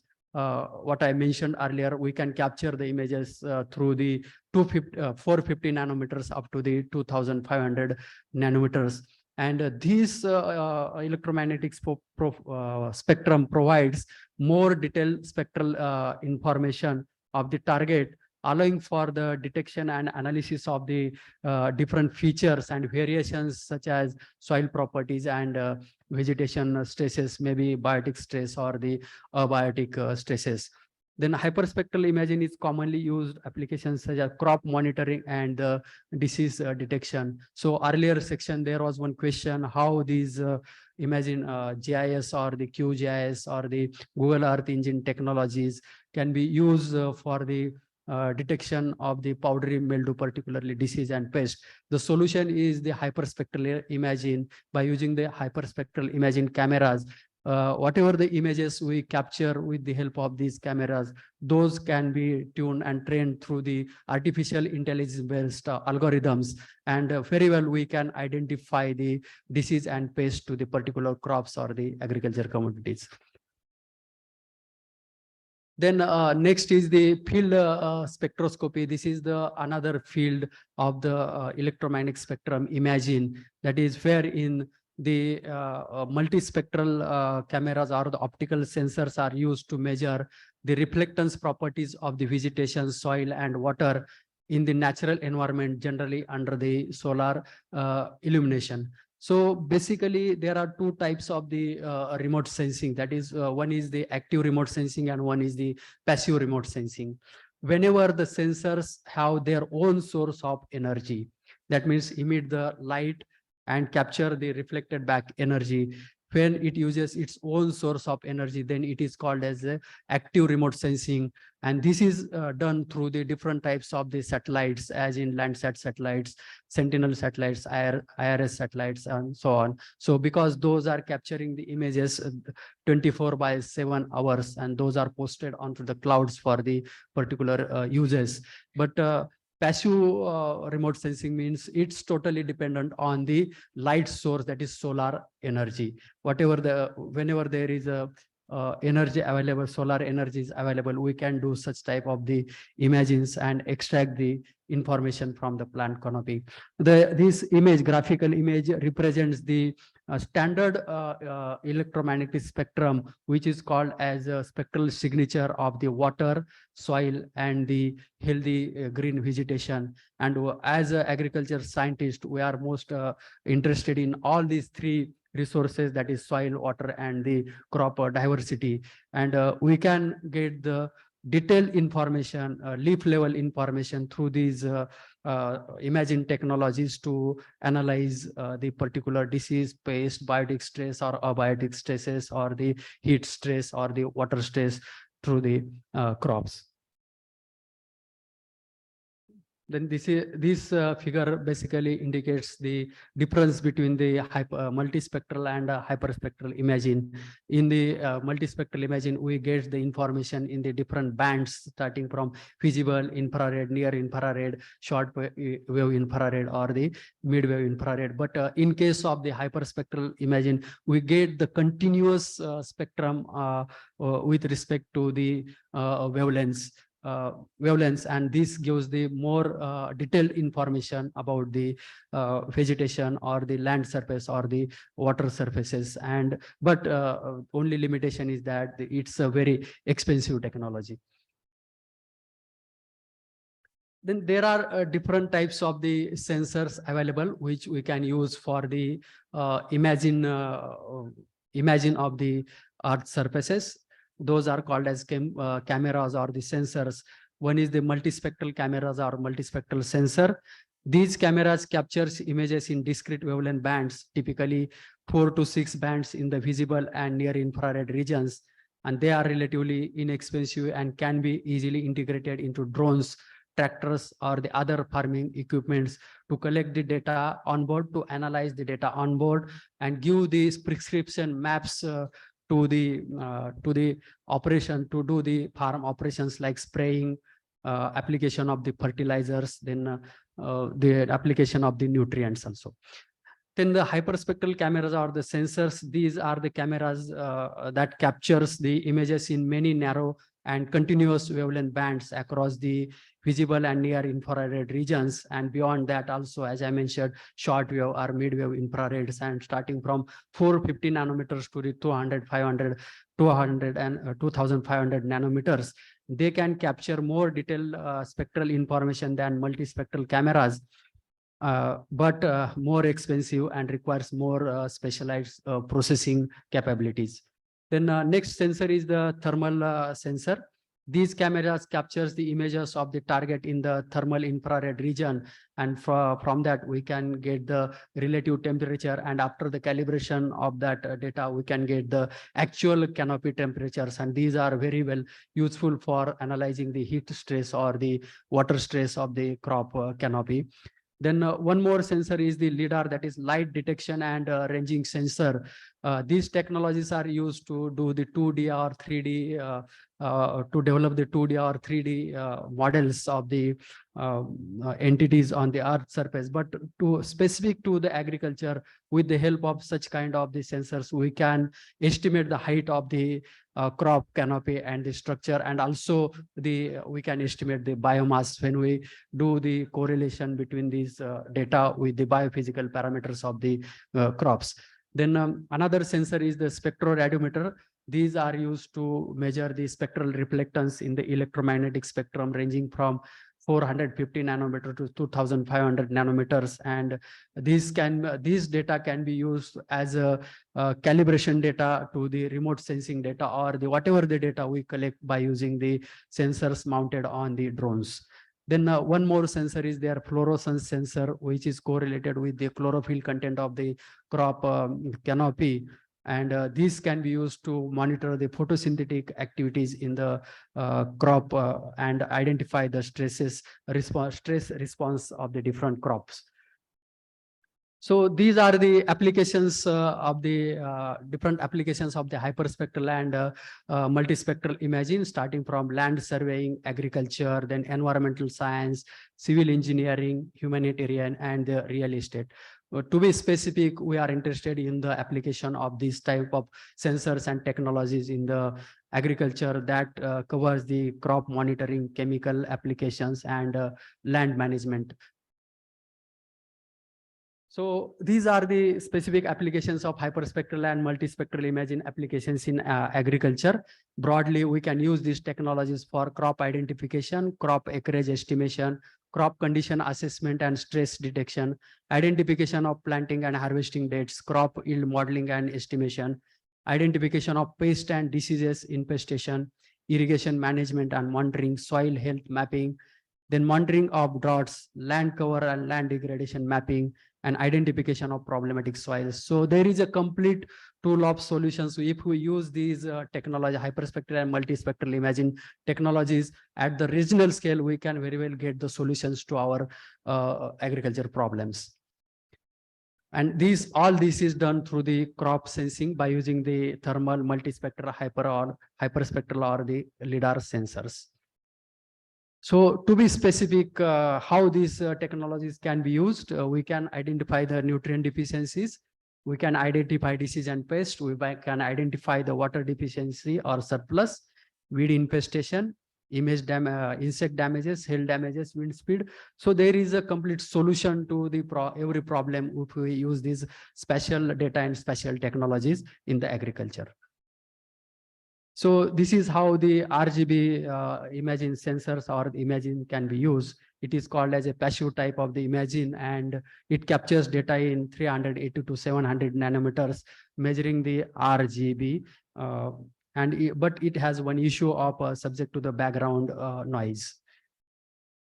Then these are the examples of the multispectral sensors or cameras which are available in the market. And these multiple spectral sensors are able to collect these visible wavelengths as well as the. Then these are the applications. So there is a short video. You can see Bringing how these, unseen problems into view multispectral- requires the right set of eyes. The new DJI Mavic 3 Multispectral Edition combines an RGB camera with 4 multispectral cameras, providing a comprehensive image of crop health that enables precise management of agricultural production. Mavic 3M revolutionizes these operations. With a 4/3 CMOS 20 megapixel RGB camera and RTK, delivering centimeter-level positioning with microsecond time synchronization. This video explains how The exact positions of camera exposure are recorded, completing 200 hectare surveying in a single flight without any ground control points.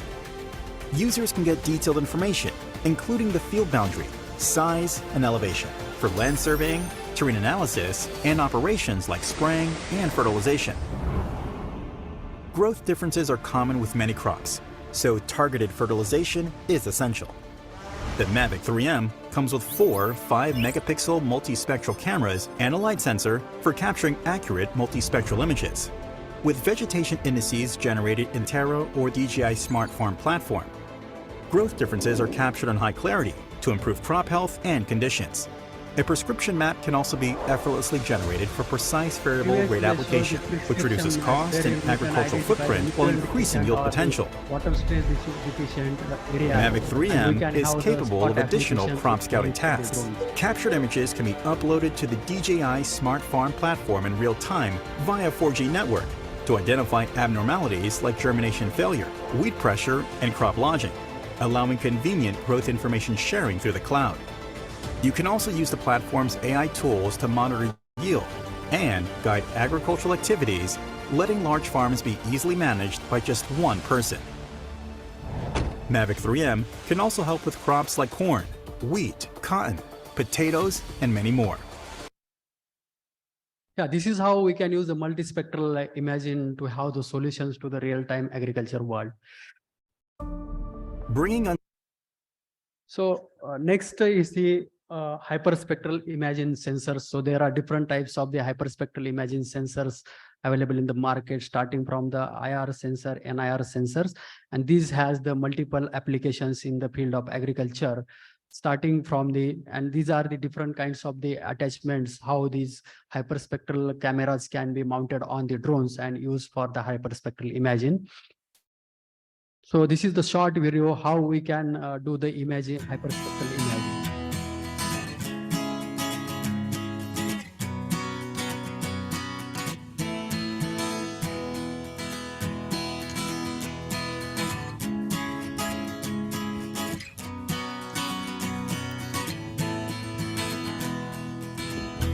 Video shows the step-by-step procedure with the hyperspectral imaging camera with the drones, with the hyperspectral imaging starting from the calibration of the drones.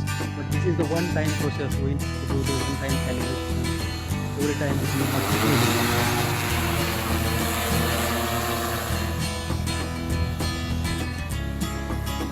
You might be saying that you might have a doubt that how closely it can be done, but for the purpose of video, we've flown the drones 3 meters above the top canopy. But standard is pretty much show this drone 2 meters above ground level at top 0.5 meters to capture the hyperspectral or the multispectral.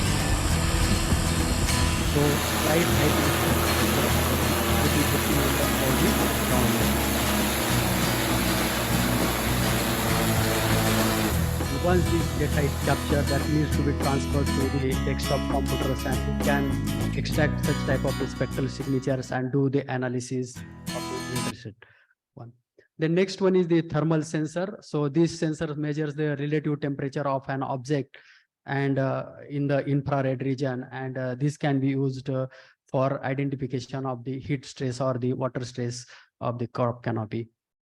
So this is how the drone mounted thermal camera can be used to measure the temperatures at the regional scale. So wherever you see the dark patches, that means their temperature is high. And this is the graded picture, which shows from low to the high temperatures.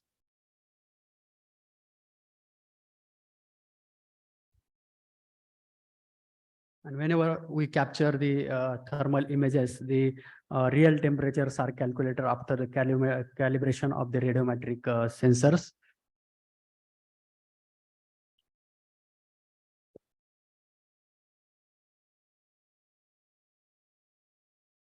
Next.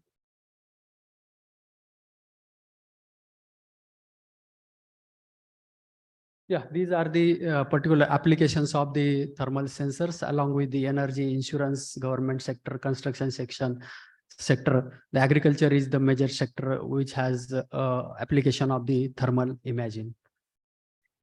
Then 3D lidar sensing. Through this 3D lidar sensing, we can build 3D models of the buildings or the networks, road networks, everything. But as far as we concern, we must be focused on the agriculture applications, and this information can be used for the estimation of the crop height and monitoring the drought stress at different growth stages and optimize the water use. Then field spectroscopy, that is spectroradiometers, are used to develop the spectral signatures of the different types of the crops under different water stress conditions, nutrient stress conditions, or any biotic or abiotic stress conditions. And this has the vast applications in geology, vegetation mapping, then forestry, then industrial applications, then marine and lakes. So there are so many applications, but we are interested in the vegetation management or the vegetation mapping by using these spectroradiometers. This is how the spectral, this is an example how we can identify the water stress, that is how the healthy crop looks or reflects, then how the stress plant reflects, or how the dead plants reflects in terms of the electromagnetic spectrum.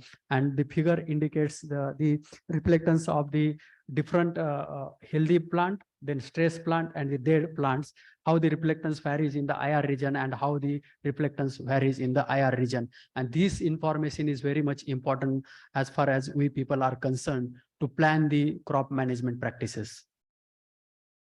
And from the data, whichever data we collect with the help of the hyperspectral imaging or the multispectral imaging or the spectroradiometers, we can derive the different types of the vegetation indices from the combination of the bands or the ratioing of the different bands. And these spectral indices or the vegetation indices can very well be correlated with the biophysical parameters of the crop. And through the regression analysis or the modelings, we can devise the decision support system for the spatial decision support system for the irrigation water management or the nutrient management or the stress management. So there are so many softwares or the tools are available for the analysis of this multispectral, hyperspectral, or the thermal data. So those softwares are NV, MATLAB, R software, then Spectral Python, Orfeo toolbox, then Optics, GrassGIS, PySP tools. So these are the softwares which we need to use for the analysis of the data. Then tools are available, that is Pix4D, Web ODM, then Pix4D Field, Pix4D Mapper, Metashape, Open Drone Map, Drone Deploy. Then other tools of integration are Field Imaging, QGIS, ArcGIS, and machine learning technologies. These technologies, softwares or tools we need to use to do this data, because this is a very big kind of the data. And for that, we need to have the very good workstation to analyze this data and knowledge of these softwares and tools. So this is one case study we studied during our international training at the Asian Institute of Geoinformatics Center, Asian Institute of Technology, how they use this multispectral imaging for the crop health monitoring in the rice crop. So they grow the rice crop under different nutrient stresses, and they capture the multispectral images. So there are involved 4 treatments of the nutrient management, and they come up with the different types of the indices, that is NDRI, that is normalized difference radius index, and the normalized difference vegetation indices. And on the basis of image processing, they generated the maps of NDVI, NDRI, orthomaps, and analyze images for the spectral data with the ground truth data, and develop the relationship between nitrogen status and the spectrum data. And these relations can be run on the platform of the QGIS or Google Earth Engine, and we can prepare the prescription maps of the nitrogen application. And once we have this, we can integrate this with the drone dashboard, and drone can apply the nutrients wherever those are required. That is spot application of nutrients or the resources, which can save the nutrients, which can save the cost, and which can be cost effective also. So there are certain strength of the multispectral and hyperspectral imaging, that is spectral resolution. As I told, the satellite data like Landsat has the 30-meter resolution. Then Sentinel has 10-meter, IRS has 23.5, mode is at 60-meter resolution. Then IRS list 4 has 5.3-meter resolution. But if we target the leaf level analysis or field level analysis, the solution is the UAV or drone mounted different types of the multispectral or hyperspectral sensors. Then these technologies can be used to discriminate the crop canopies from each other. We can discriminate cotton from the sugar cane canopy, from the wheat canopy, from the gram canopy, from the soybean canopy. So we can do the crop discrimination. And these are the non-invasive techniques which are the regional coverage, and which can be have the large data analysis capabilities, and which are the cost effective. And in the nutshell, these technologies has the different benefits like increased crop yields. If we use these technologies to do the management of the inputs, improved water and just one slide, improved water and fertilizer uses, then reduce pesticide and herbicide uses, enhance the disease and pest detection. These technologies are more effective and efficient management of the farm resources, and increase profitability of the farmers. So I have one request to all the students. So we have the ICR NIAP sponsored, World Bank sponsored one project, that is Center for Advanced Agriculture Science and Technology for climate smart agriculture and water management at our university. And in this center, we have all these facilities available. That is, we have the drone for the mapping. We have the hyperspectral imaging cameras, which works in the 2 ranges. We have the spectroradiometer. We have the outdoor hyperspectral imaging system. We have the multispectral sensor. We have thermal sensor. We have hyperspectral imaging camera synoptic base. We have RGB sensor, then portable NDVI meter, digital plant canopy imager, handheld. So we have the whole toolkit to do this multispectral and hyperspectral analysis. Only thing you student needs to come forward and take the research problems in the area of application of such kind of high-end or high-tech technologies, which could support the farming communities through the better solutions. And for this, all the faculty students from all the disciplines across the disciplines of agriculture engineering are always welcome to utilize these facilities at the CAST CSAWM project. With this, I end up my presentation.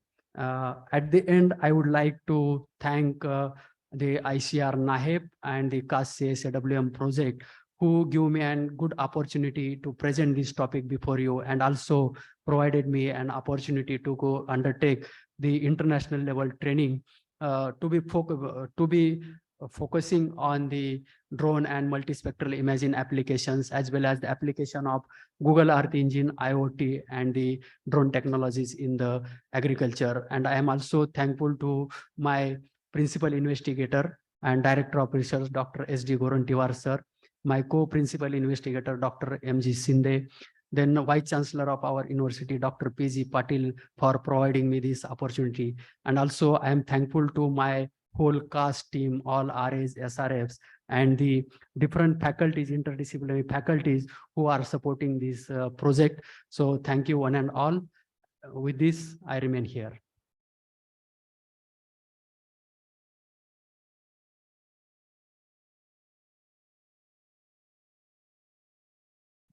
So in this series, the last lecture in this technical session is on the agroecological zonation for climate smart agriculture.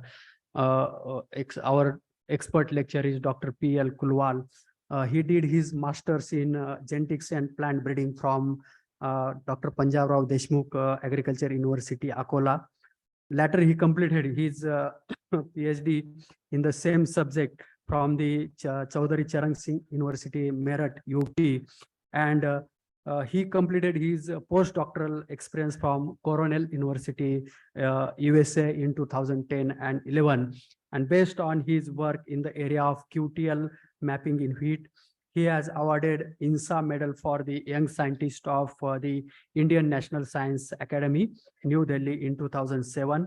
Platinum Jubilee Young Scientist Award of National Academy of Science, NASI, that is Allahabad during 2008.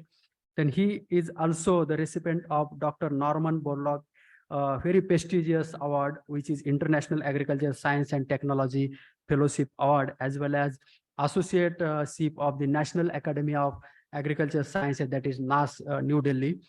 He is also a team member of CAS CSA WM, and he is also the very active member.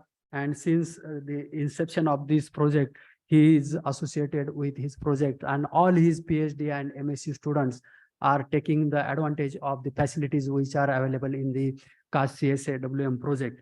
His areas of interest are plant genomics and molecular breeding of the plant crops, particularly wheat, chickpea, and rice. He has authored 85 research papers in the very high rated NAS rated journals, national and international journals, peer reviewed journals. And he has impact journals with total citations more than 3,900 citations he has received up till now.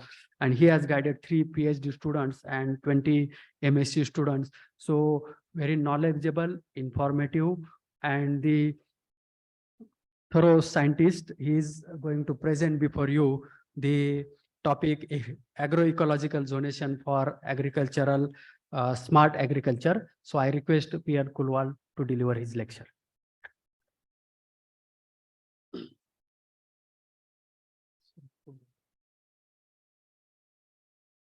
So good afternoon. Thank you, Dr. Sunil Kadam, for the nice introduction. So being the last speaker in this session, my topic of presentation is agroecological zonation for climate smart agriculture. So there are two things, agroecology and zonation. So before I move into the subject, I would like to say something about this. What is the background? Why it was needed to have agroecological zonation? Everybody knows what is ecology. Ecology means interaction between the living things with the surroundings. So we call it as a ecology. And zonation means categorization, means we create some specific demarcation. So what made this concept in the world? Why it came? What was the necessity that we need agroecological zonation? One thing we need to remember is that the distribution of natural resources in the world is not uniform. So it is not uniform means what? For example, the topography or the water or the land resources in our area are not the same in that of Rajasthan, Delhi, UP, or any other part of the world. So ecologically, or the distribution of natural resources is different. So we cannot have same strategy which is be designed for Rauri that will be applicable for the North India or Southern India. So every topography is different. So any policy maker means government or any institution, they have to think about this, and therefore the ability of the world's natural resources to provide the needs of its growing population is a fundamental issue. So whenever any policy maker decide to have any policy, he has to take into account, so how many, what is the distribution of natural resources in the world and how they can be distributed to the population, because we have to keep the balance between the availability of natural resources that should be in sync with the population of that particular region. And as we know, the population of the world is ever increasing. Yesterday, somebody mentioned about 1.6% we are growing. And therefore, there is a very severe pressure on the natural resources. What are natural resources? Land, water, and both are in now deficit in terms of quantity and as well as quality. And limits to the productive capacity of land resources. For example, if I want to harvest or I want to understand how much is the productive potential of this particular piece of land. So what are the factors which contribute to this? Climate, soil, landform condition means how the topography of the soil is there, what type of soil it is there, how much water availability is there, what are the constraint. Constraint means whether the salinity is there, drought condition is there, or soil erosion is there. All these factors are we use as an input, and they decide what will be the productivity of that particular land. So limits of the productive capacity of land resources is dependent on the climate, soil, and landform conditions. And therefore, the last sentence is important. Sustainable management of land resources requires sound policies. As I mentioned earlier, we cannot have the same policy for every piece of land. So any policy maker has to decide sound policies taking into consideration all these resources, how they are distributed. Next.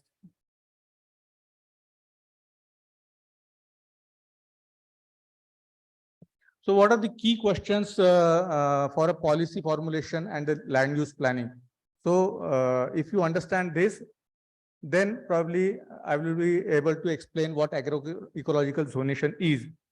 So some few key questions when a policy is decided by any government agency, or say for example, FAO.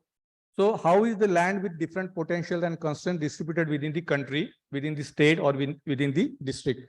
How is the land distributed? We know that we already have all this information nowadays because of so many advances in the area of natural resource management, climate smart agriculture. So we know what type of terrain is there in this particular piece of land. For example, Ahmednagar district, what type of soil is there? How many water bodies are there? So we know everything about all these things. So how is the land with different potential and constraints distributed within the country, within the states, or within the districts? And to what use we can use that particular land? For example, I know this is a sandy soil or clay soil, loamy soil or black cotton soil. What type of crop I can grow in this? This is the water available. What type of crop? I cannot recommend rice here because in any soil where water is deficient. So what uses can be recommended for a given piece of land in different locations? How do potential yields vary among locations, years, and seasons? And what is the balance between population demand and the land availability? So these are the 5 or 4 key questions for any policy maker when they design a policy. For example, in India, planning commission, earlier planning commission, now it is Niti Aayog, they decide the policy or they make the policy. So any policy maker has to think about this and then they design the policies.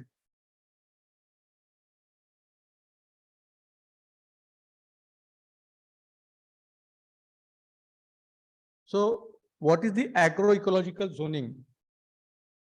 So this approach basically is developed by FAO, Food and Agriculture Organization. It was way back 1976 when it was concept was launched by FAO in collaboration with International Institute for Applied System Analysis in Austria, and based on the principle of land evaluation. And it defines the matching procedure. Matching procedure means I have this type of resources. What will be the matching procedure for that? If I am having this type of land, what should be the type of crop I should cultivate? If this is the water bodies availability of resources, what type of crop I can go for cultivation? So it is based on the principle of land evaluation, and it defines the matching procedure to identify crop specific limitations of the prevailing climate. What are the prevailing conditions? Accordingly, I can design or I can decide what type of crop I can grow there. And what are the main outputs? So you know the approach. I have these many inputs. What type of inputs I am having? Type of climate, soil type, water bodies, water balance, all this type of data becomes your input data. Now, based on that, you can decide what type of crop can be cultivated on that. So main outputs are the maximum potential and agronomically attainable yields. So this type of resources I am having, I can model, I can create a model, I can simulate all this data, put into a simulation model and can decide I can get this much type of or this much quantity of yield from a given set of data. That will not be same for all the conditions because conditions or input data will vary. So these are the different techniques or these are the different terminologies or you can define agroecological zonation in different way. So basically agroecological zoning estimates land suitability and productivity of a large number of food, feed and energy crops across a wide range of environmental conditions. Environmental conditions do not remain same. It is a dynamic condition. It is not a static condition. Dynamic means it keeps on changing. So given this condition, what I can take, how can I decide what type of cropping pattern I can go for? So that is what basically AEZ means. And one thing is important, it works at national, regional, as well as global level. It is not specific to this. I can decide about this from a local region, state level, district level, or national or global level also. So again, the same thing, what are the aims of the agroecological zoning? It answers the questions about land and climate related zonation of an area. For what? To identify the potential use the zones in this area can be put to what use I can put that particular piece of land, particularly suitability or other natural resources based land uses, best management practices and potential yields. So although I'm giving the example of crop productivity or what type of crop can be cultivated, but agroecological zonation can also be used on diverse way. For example, I can identify how much slope is there. For example, if I go to a mountain area, can that be put into productive practices?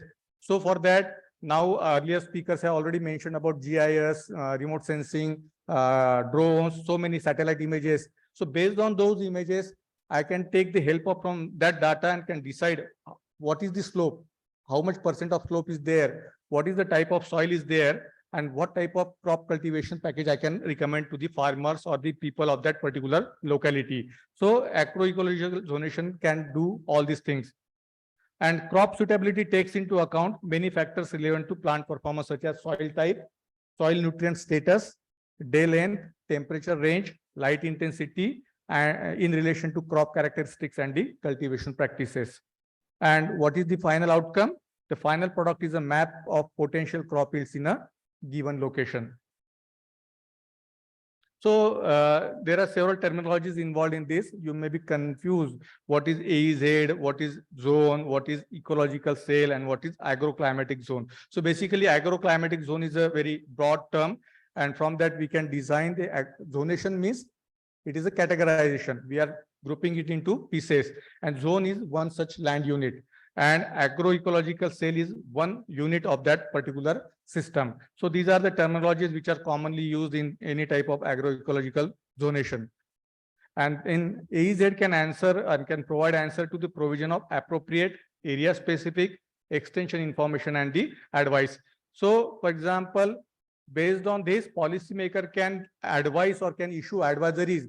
So you are having this type of land, you are going to have this much type of waterman or salinity problem in coming decade. So it is not for today. It can also be predicted based on this information. Policymakers or the scientists can decide what type of conditions will be there in the coming future. So what type of, because we cannot grow same crop year after year. So we can decide based on this. So today is this situation like this. What is going to be there after 10 years? So today water availability is this much. I will explain it in the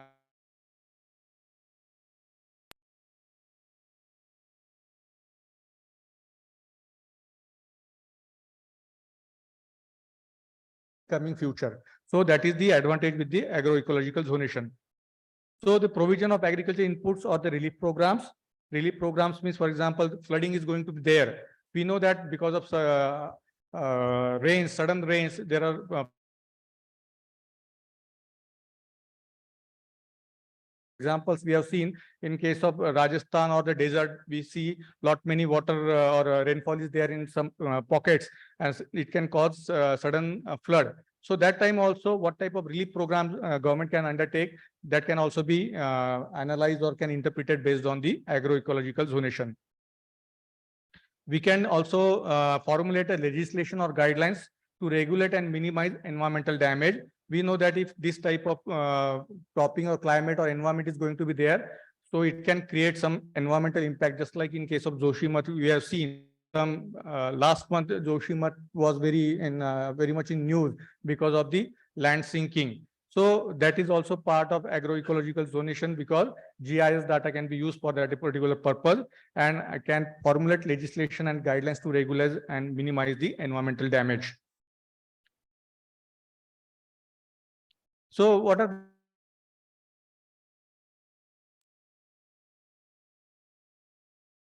soil, hydrology, land use, market access, protected areas, what is the type of terrain, slope, livestock population there, what is the, or how much population is there. So this becomes input data.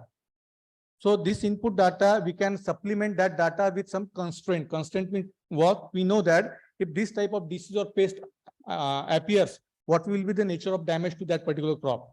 So those type of constraint we can also add into this input data, and then we need certain system, suitable data analysis package. Python is one such programming language where we can put all this data and can simulate the data. Simulation, everybody knows, we can do some analysis in-house on the computer. So based on the input data, we need certain analysis tools like Python and Google Collaboratory. Google, as Dr. Kadam has also mentioned, and Dr. Dingre has also mentioned, Google Earth Engine. So much facilities now available. We don't need to use so many software. We can just take the help of this. We can put our data into that system, and that system's memory is used for analysis. So Python and Google Colab can conveniently be used for analysis of data, because data is very huge. We cannot analyze this data using our routine computers or laptop. We need certain cloud stores or cloud servers. So all this provision is luckily available free of cost using Google as well as Python. We just need to put our data into that, and the system takes care. So what is PyAZ? Py stands for Python programming language. It is specifically designed program for the agroecological zonation framework. So AEZ, for analysis of the data, we need certain tools, and FAO and Asian Institute of Technology Bangkok, where we were there for a month, they designed a program where we can use all these input data and can analyze using this software or this particular framework in a convenient and efficient manner. So it consisted of many algorithms related to agroecological zonation framework. It encapsulates all complex calculations which any agroecological zonation framework involves to provide user-friendly and intuitive ways to input data and output the result. We can visualize the results in a very convenient and user-friendly manner. It utilizes climate, soil, terrain conditions relevant to agriculture production. And basically, when I say input data, we also put some constraint into that data. And there are 6 modules which are part of this. Each module is responsible. These are the 6 modules. Each module has a different setup. For example, module 1 consisted of climate regime. So it can calculate agroclimatic indicators. Module 2 can do crop simulation. Module 3 is for climate constraint. Constraint means a limitation. So limitation can be in the form of soil, terrain means slope of the soil, mountains area, disease and pest. So all these things we can put into one all together in one program, PyAZ module, and then we can also calculate if this is the crop given this type of soil, given this type of disease or pest, or given this type of edaphic constraint, what will be the productivity of that particular region. We can calculate using all these tools. So PyZ module is very important. Even though I am a person of genetics plant breeding, you will ask, so what is the utility of this? See, utility means you can at least explore what type of variety. In fact, a breeder can also tell what type of variety is suitable to that particular region. For example, we know that after in certain specific pocket, we get occasional or sudden rains. So can we have a variety suitable which can escape to that particular drought or flooding condition? So we can also advise using this type of simulation approach. So this is the modeling procedure, or in short. So we put all this data: climate, soil, terrain, land use, protected areas, hydrology, water balance, livestock population. Then we put this data into different modules, 6 different modules, and then we can model all this, and then we can get the output. This if you are given this much information, what is the expected outcome means either in terms of what will be the productivity of that, which crop is suitable to that particular location, what type of situation will be there after 10 years, what type of management practices one should follow or government should make the policy for that. So this is in nutshell what AEZ basically means. You have the data, you just put different conditions like crop water management. If you are working on wheat, how much water is required for wheat? If you are working on cotton, how much water is required for cotton cultivation? You put into that what is the thermal screening or what is the temperature, annual average temperature of the growing period of that region. You can put that into the input data, crop simulation, evapotranspiration. If you know that everybody knows based on this data, what is the evapotranspiration during last few years. Then biomass calculation, we put into that the constant like soil salinity, slope of the soil, terrain, different drought or heat stress conditions, and then we get the result in terms of the right corner. You can see estimated yield. You can decide or you can predict hypothetically what will be the yield of the crop. So those maps resemble to the of the Laos, which is a country just bordering to Thailand.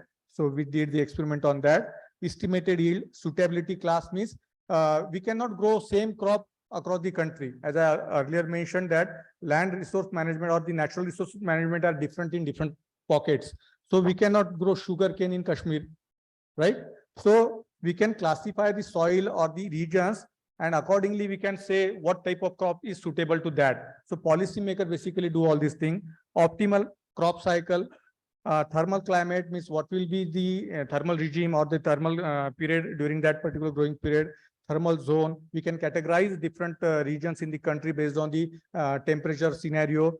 Growth period, we know that some varieties are short duration, some are mid-late, some are late. So which type of variety is suitable for what type of growing period? And multi-crop zone, for example, can we grow more than one crop in one location? So FAO although do all these things, but in India, as I mentioned earlier, Planning Commission, now the Niti Aayog basically deals with all these, and it takes the help of NBSS. Yesterday, Director NBSS LUP was here. So National Bureau of Soil Survey and Land Use Planning that is entrusted with the responsibility to make agroecological regions in India. And there are 20 agroecological regions in India, and they were further classified into 60 subclasses, subcategories. So details are available on the NBSS LUP website. So these are the 20 agroecological regions in India. If you see in the highlighted section number zone 2 and zone 4, so they comprise the major area, is 20% of the total geographic area of the country. It comes into hot, arid or hot semi-arid ecoregion. So that is how, and based on this, we can recommend it, what type of crop can be advocated to that particular growing zone in the country. So it can, you can go to the NBSS LUP website and you can identify, you can study these particular zones.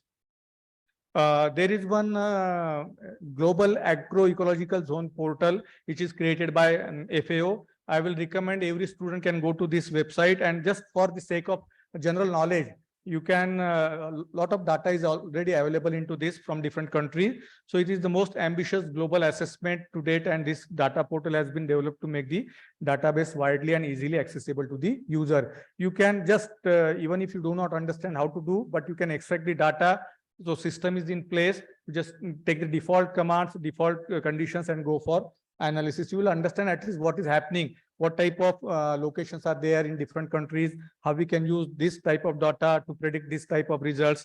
So it comprises a large volume of spatial natural resource indicators and results of agroecological crop analysis across the world. It is freely available. So based from the database, I could extract. So land and water resources. From this land and water resources, that global agroecological zonation, I could extract this image 1981 to 2010, what was the distribution of water and other resources, and what it will be going to be in next 30 years, 2011 onwards. You can see little differences in the green zone. So water bodies are, water potential is declining. So moving to the final section. So what is the role of agroecological zonation? You might have now understood why it is important. But in terms of sustainability development goals of the United Nations, there are 17 SDGs. So this agroecological zonation concept developed by FAO, it also actually provide information about the several SDGs, contributes to several sustainable development goals. SDG 1, which is no poverty. Second is zero hunger. Then 12th is the responsible use. Then 14 is the life below seawater. 15 is the life on the land. And then 17 final is the partnerships for the goals, how different countries can coordinate and how land resource management can be put to use. So this is very important because out of 17, AEZ concept can answer several questions or at least 6 SDGs of the United Nations. So finally, these are the applications of the agroecological zonation. We can have the policy formulation, then investor decision support system. For example, government can put into decision support system based on the data, what is the condition or what type of crop can be cultivated in that particular region in the coming years, climate issues, what type of scenario will be there in the coming years, reporting to the United Nations conventions, village level planning, water issues, and then finally farmer crop planning.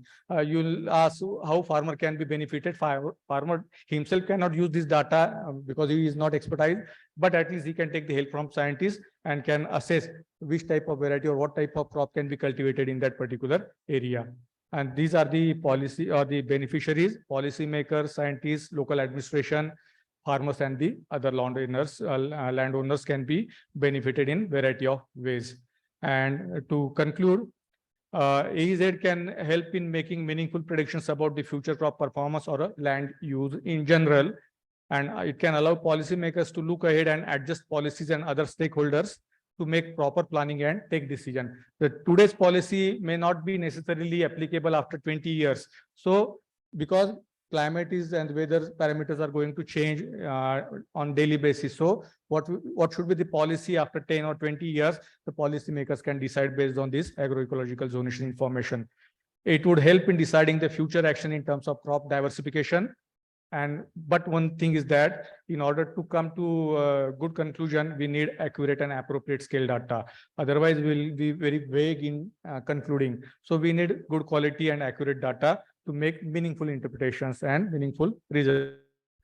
So with this, let me thank the NAHEP project, CAST project of MPKV Rauri, our Honorable Vice Chancellor as well as Director of Research, and the team CAST, as well as ICR and Department of Biotechnology for various types of funding and for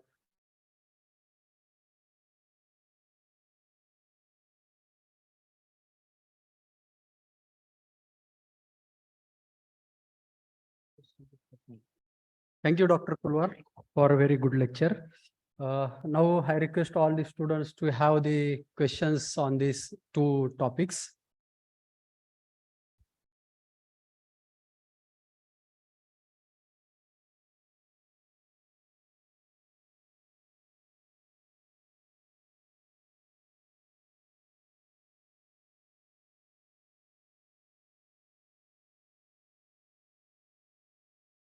Okay, so the student from Inter-Faculty Department of Irrigation Water Management, Thorat NR, has asked question, but this question is related to the previous day's session. That is, what about the wind speed if it must be affecting the drones while spraying fertilizers or while observing the field conditions? Can target spraying is achieved because of wind speed and the wind velocity? So in this case, the standardization of the drone parameters is the most critical part, and that kind of the work. The drone parameters means the height of the drone above the crop canopy while doing the operations like spraying, then the speed of the drone while doing such type of the operations, then the wind turbulence created due to the drone propellers.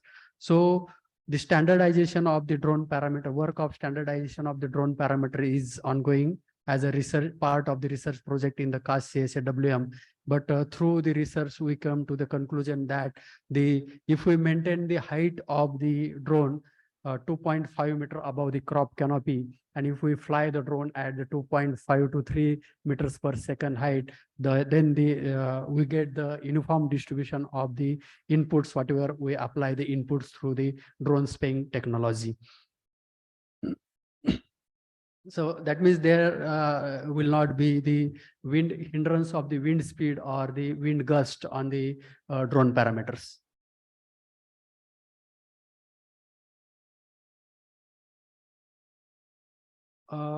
There is one question, that is Vairavansi, PhD students from soil science. Why UAV or drone flight height is fixed at 15 meters? So it is not fixed at 15 meters, but due to the guidelines of the DGCA, we can fly the drones at a height of 120 meters from the above ground level. But to do the mapping, crop canopy mapping, like hyperspectral imaging or multispectral imaging or thermal imaging, the standardized height is 15 meters at a speed of 2.5 meter per second. But as I mentioned, if you are doing the spraying operation, you can vary the height from 2.5 meters up to the 5 meters. So this is the range. You can fly the drones from 2 meters above the crop canopy up to the 120 meters. What is the need of magnetometric calibration in the capacity of spectral reflectance? So we know the position of any entity on the earth is fixed to the particular 3 coordinates, that is latitude, longitude, and elevation, that is above the mean sea level. So while transporting the drones from our laboratory to the fields, whatever the calibrated things are there related to the GPS, that is global positioning system mounted on the drones, that gets disturbed. So to have the accuracy in the mapping, to have the accurate positioning of the drones, or to have the accurate mapping of the particular field, the magnetometric calibration in either in the 2D model, that is latitude or longitude, or in the 3D mapping, that is latitude, longitude, and elevation, is must to have the accurate mapping of the land parcel.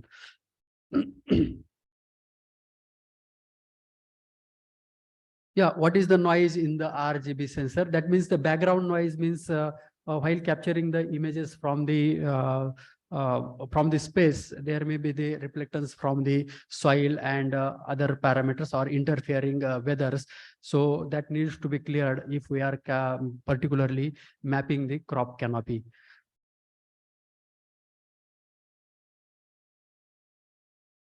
Is there any issues or problems happen while using hyperspectral or multispectral cameras in cloudy raining situations? So yes, there is definitely an effect on the captured data. So only thing we need to keep in mind that whenever you go for such type of the mapping, that is multispectral imaging or the hyperspectral imaging, it can be done in a clear sky conditions, in the clear sky conditions. Okay.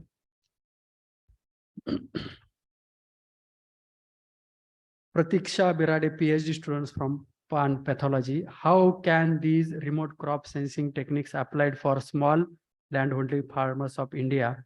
What are the applications of thermal imaging in Indian agriculture? So as I mentioned, this thermal imaging can be used for the detection of heat stress or the water stress, and also can be used for the detection of pest and diseases.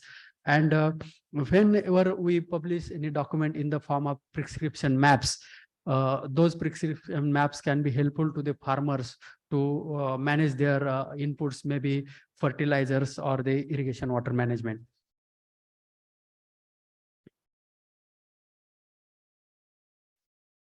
Yeah, this is the question related to AEZ.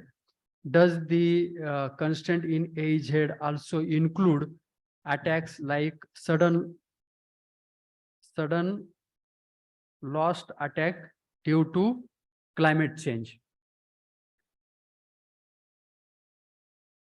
So what is the particular question? locust attack, sudden locust attack due to the climate change. Okay.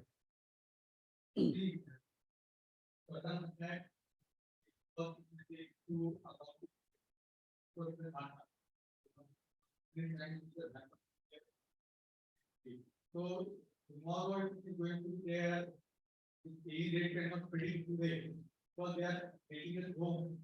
They are not, so that will become part of forecasting that local effect will be there. But we can then data from the earlier estimate that if local is going to be there, how much percent of damage will cause. Based on that, you can decide, you can predict what type of trade you can get the subsequent year. So that you can look as a constant in your data. You cannot predict whether it is going to be there. If that is there, what will be the, so that can be taken into account and the input data the model.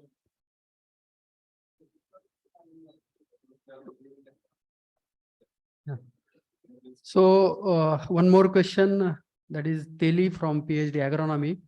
Whether spectral signature image of the crop mixing weed is same as that of the associated crops or not. So this is the beauty of that hyperspectral.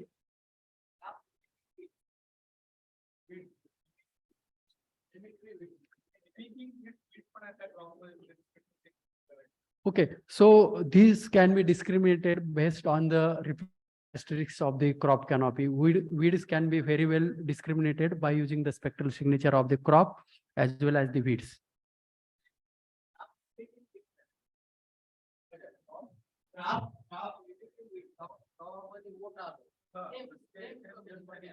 Yeah, but in that case, every entity has its unique characteristics.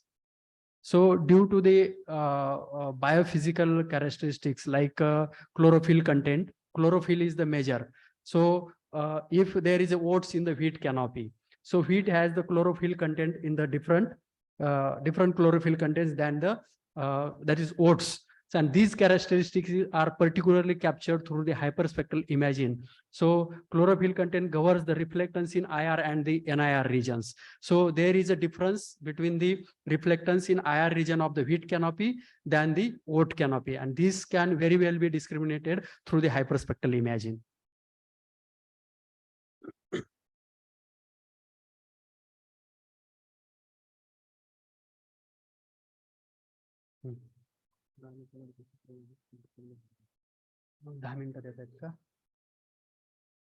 Okay.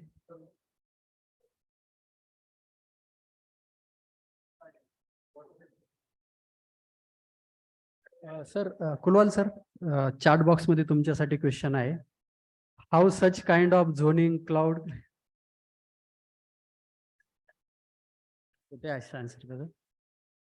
Well, the one question is there by Professor M.L. Gaur.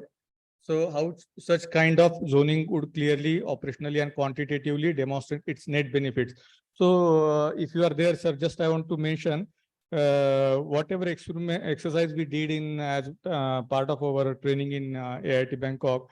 So Laos as well as Philippines. So they gave the example of rice, and they could clearly demonstrate what type of rice is cultivated and what type of during what type of duration that should be cultivated in that particular or the northern region or the southern region of Laos. So they could clearly use that data to predict the yield potential of rice. I don't know to what extent we are using these type of data in our policy making, but in other countries like Philippines and other, they clearly demonstrated that they could use this data in a very convenient way to predict the yield performance of the rice.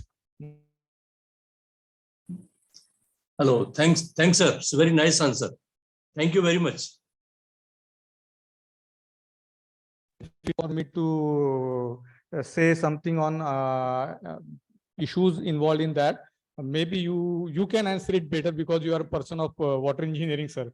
No, sir, you have rightly answered. You know, this is a new discipline. We must be very clear how quantitatively we can get the benefit. Otherwise, it becomes a word of fashion. The new word is coming and we are changing the words, watersheds, catchments, basin, commands, things remain as such. So this is a very comprehensive concept. And yes, thank you very much. Nicely you have answered. Thank you.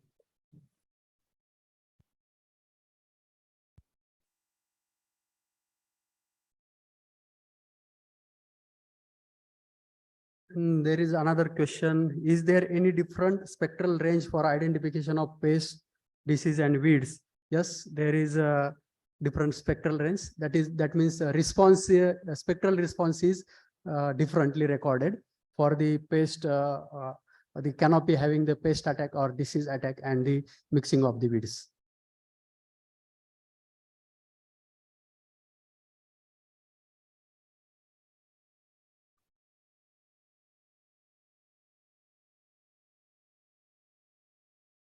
Yeah, one question is there, that is why it is necessary to take reference reading for each 30 minutes in spectroradiometer. Aniket from PhD Soil Science and Agriculture Chemist. Who is Aniket? Yeah, I think you are working with the spectral data collection. You explain first why it is necessary. You are doing your experiment by using this hyperspectral imaging technique. You are mapping the different types of the soils. You are going to correlate the spectral reflectance with the different soil properties. So what is your perception?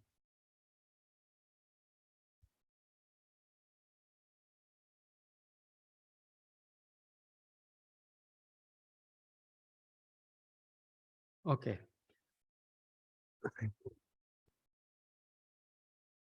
Yes, that means you are not clear on your answer. So, as I mentioned, it is the passive type of the remote sensing. Okay.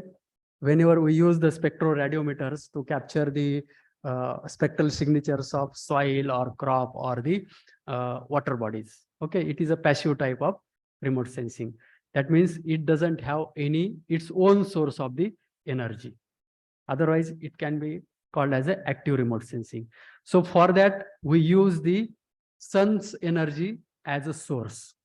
Sun's energy as a source. And we need to maintain the reflectance level at the 100%. 100%.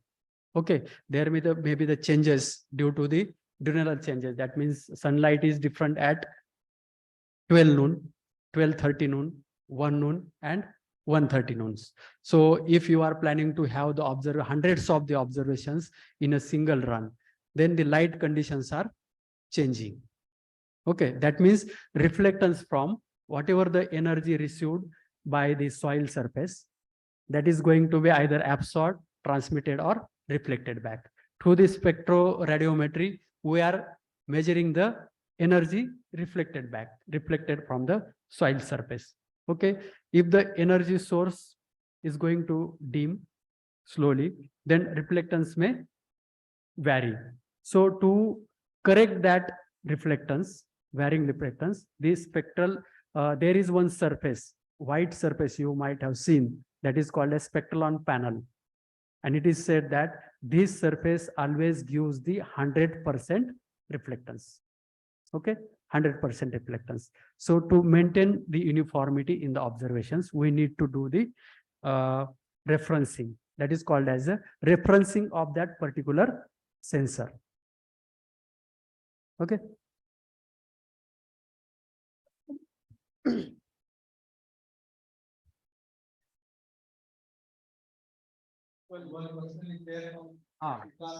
That ecology zone is 20 or 21 in India.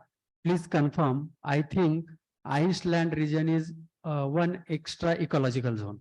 Well, if you look into NBSS LUP report, there are 20 agroecological regions which are demarcated in that report. So I am not aware about 21st.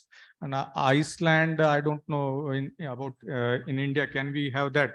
So maybe that can be confirmed. But what I presented to you, it was based on the NBSS report.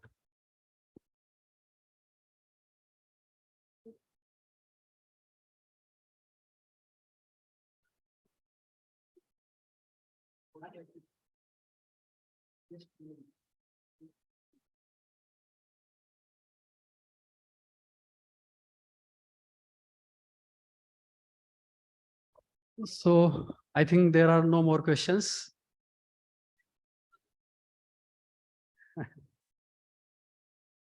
We will see the questions posted in the chat box.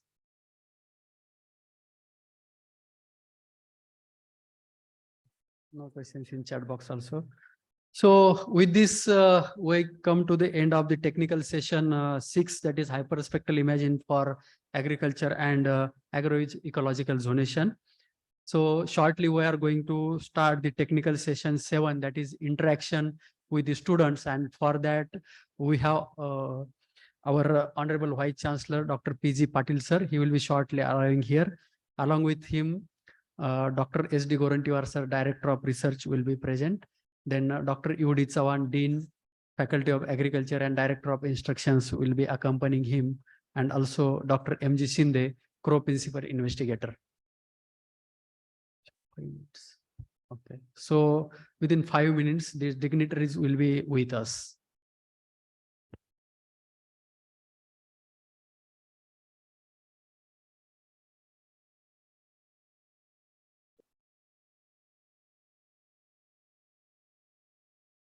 या student like request आहे की अशा chairs मध्ये open ठेवू नका, थोडीशी gap fill करून घ्या. मागे बसलेले स्टुडंट पुढे या.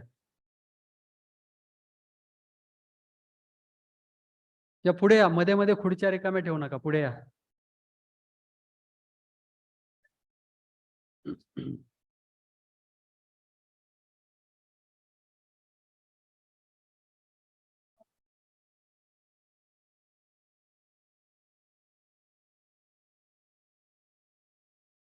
या मध्ये बसलेल्या विद्यार्थिनी आहेत त्यांनी पुढे या ना, पुढे या, पुढे.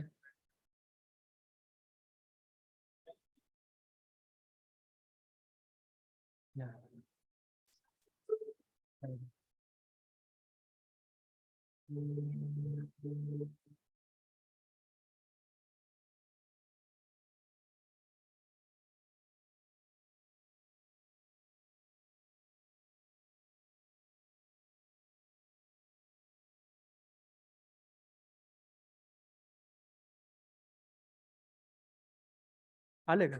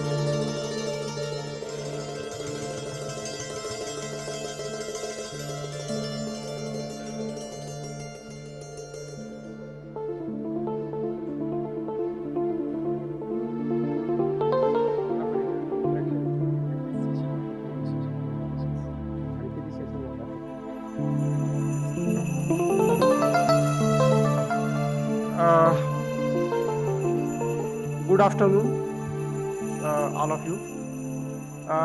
सर्व विद्यार्थी मित्रांनो आणि उपस्थित जे काही आपले प्राध्यापक वर्ग आहेत, स्पीकर्स आहेत, तर आदरणीय कुलगुरू साहेबांचं आगमन झालेलं आहे आणि आपल्याला कल्पनाच आहे की ते कालसुद्धा आपल्या उद्घाटनाला ऑनलाईन उपस्थित होते.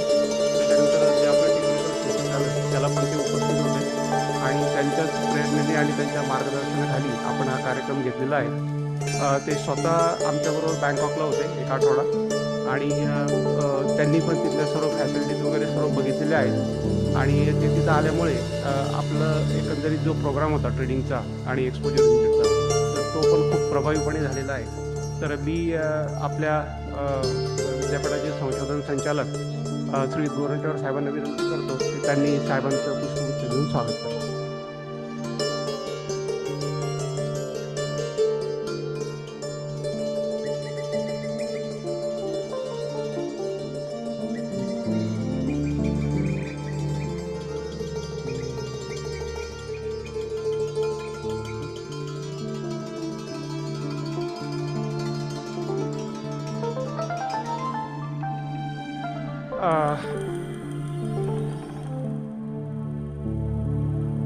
हा जो कार्यक्रम आपण आयोजित केलेला होता तर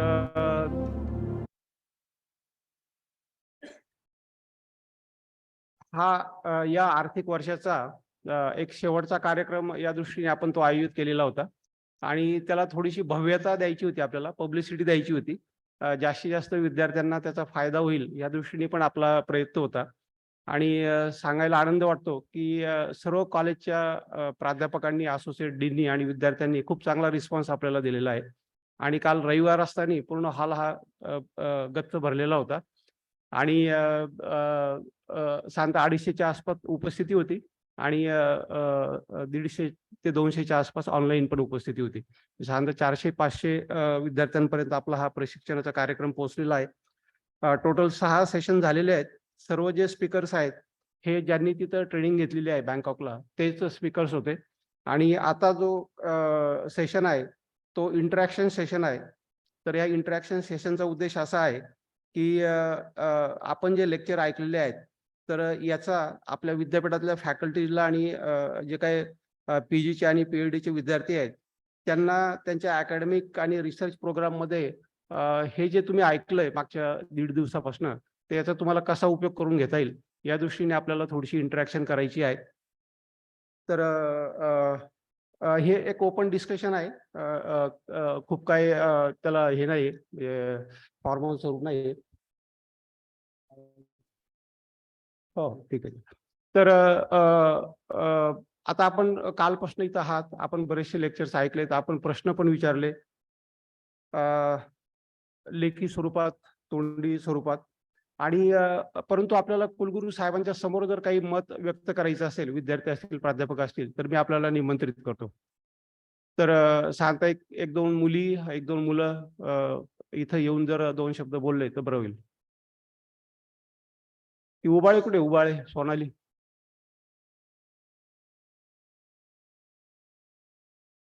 नाहीये का? चला कोणी एक दोघ जण या.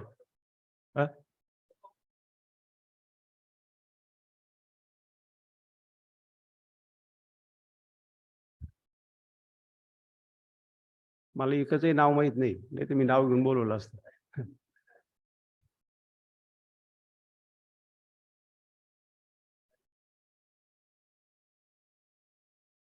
कुलवाल साहेब तुमची स्टुडंट असेल एखादी.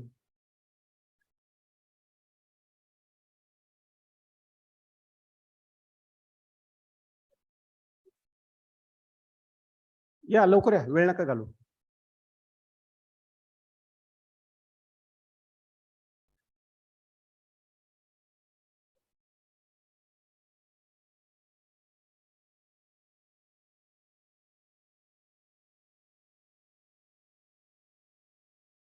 सचिन देवरे चल ये. तेवढा तरी माझा हक्क आहे तुझ्यावर. त्याचं कारण असं आहे, सुरुवात केली का मग येतात आपोआप. तू सुरुवात कर.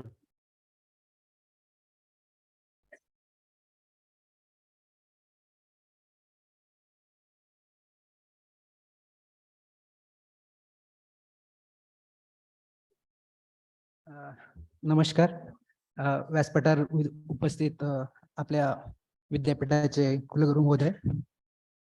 मागील 2 दिवसापासून आपण जे काय IoT based Google Earth engine या वेगवेगळ्या टॉपिकवर जे आपल्या विद्यापीठातील शास्त्रज्ञ आहेत त्यांनी बँकॉक इथे म्हणजे थायलंड या देशात जाऊन जे काही अनुभव घेतलेत, ते जे काही नॉलेज त्यांनी तिथे ट्रेनिंगमध्ये मिळालं त्याचं शेअरिंग आपल्या समोर मांडलं.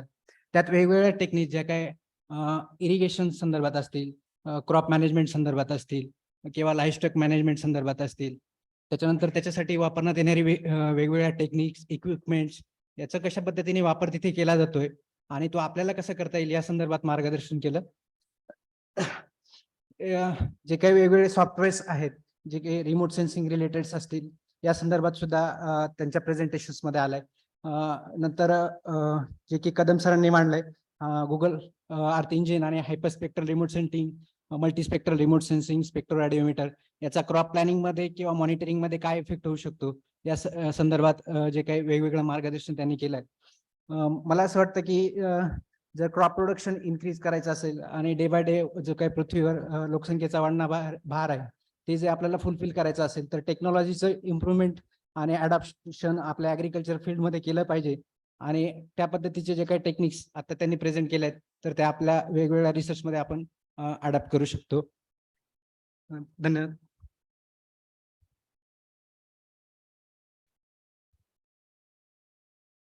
Thank you.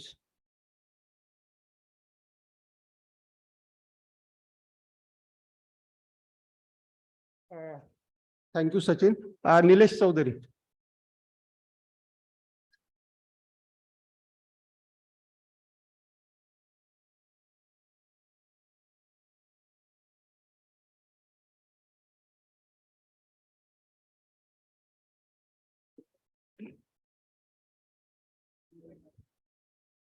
Good afternoon, everyone. I'm not from the field of research and development. I'm the MBA student from College of Agriculture, Pune. I would like to thank, firstly, I would like to thank Dr. S.S. Bhosle, sir, who gave me the chance to attend this session, workshop on all these things of IoT and what all those things, because all the startups have been coming into the agri-tech, and I got to learn all those things which are basically commercialized in the agricultural field.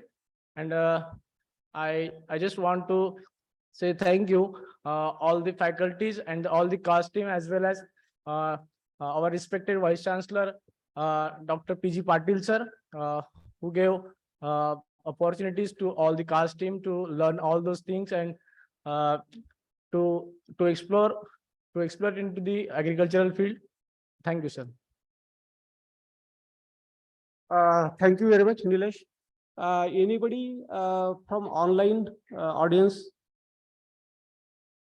Anyone from online participant want to say something about the last 2 days lectures?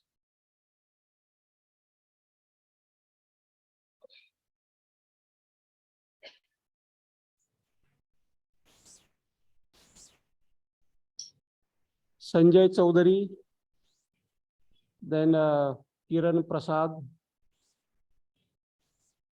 Dr. Anil Kumar, Dr. Gaur, Madhumati. Maitre, you want to say something?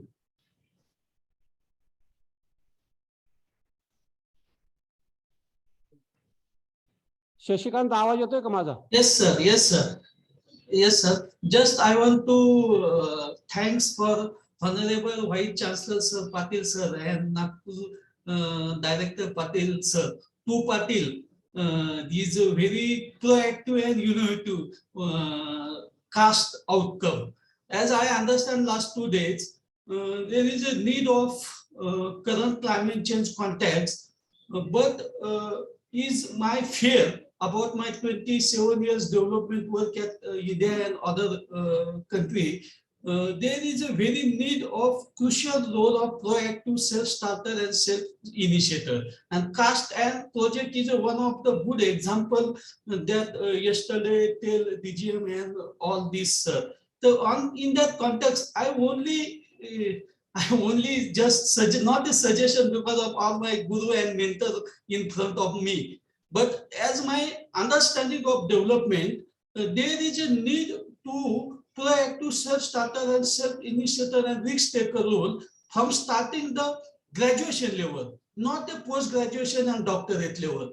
Because if we start at some prior demo at graduation level to education, national higher education program, there is reduce the fear about young stars, especially engineer, horticulture, and same agri-cost to survive in current climate change scenario.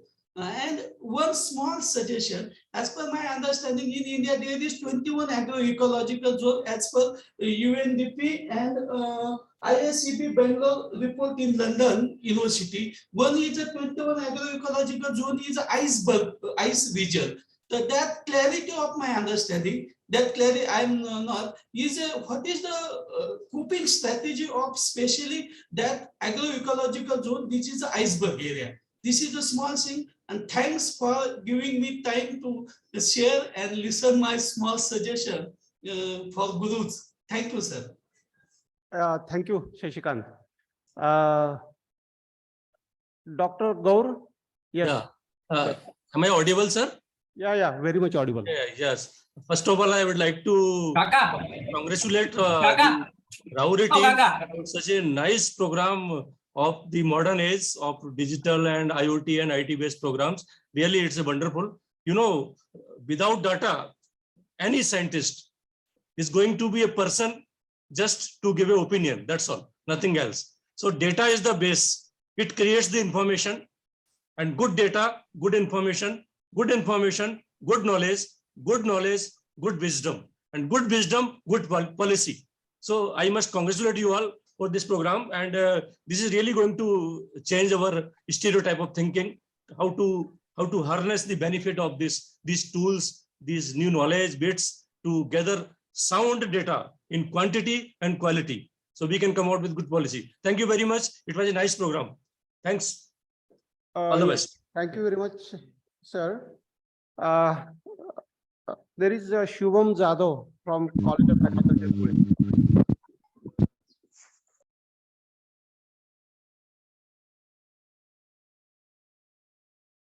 Thank you sir. तर सर्वप्रथम मी माझी ओळख करून देतो. मी शुभम जाधव, मी MSc entomology second year, मी कॉलेज ऑफ ॲग्रिकल्चर धुळेमधून आले.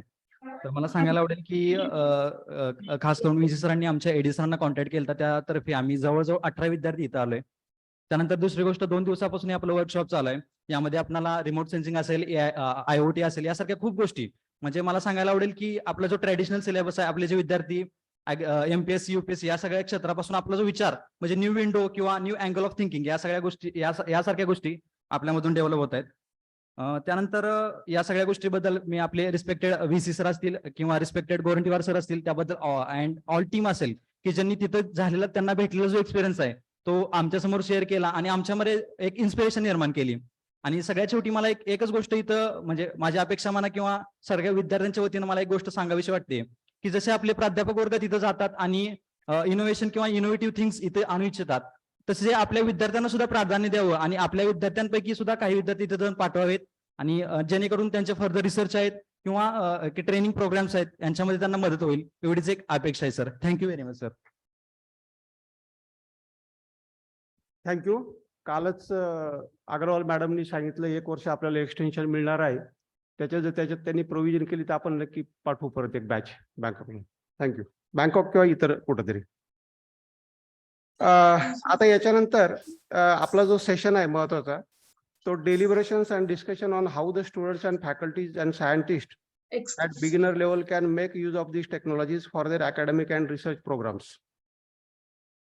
तर फक्त हात वर करून मला रिस्पॉन्स द्या. म्हणजे 2 दिवसापासून हा जे चालू आहे लेक्चर्स ते तुम्हाला आवडले का?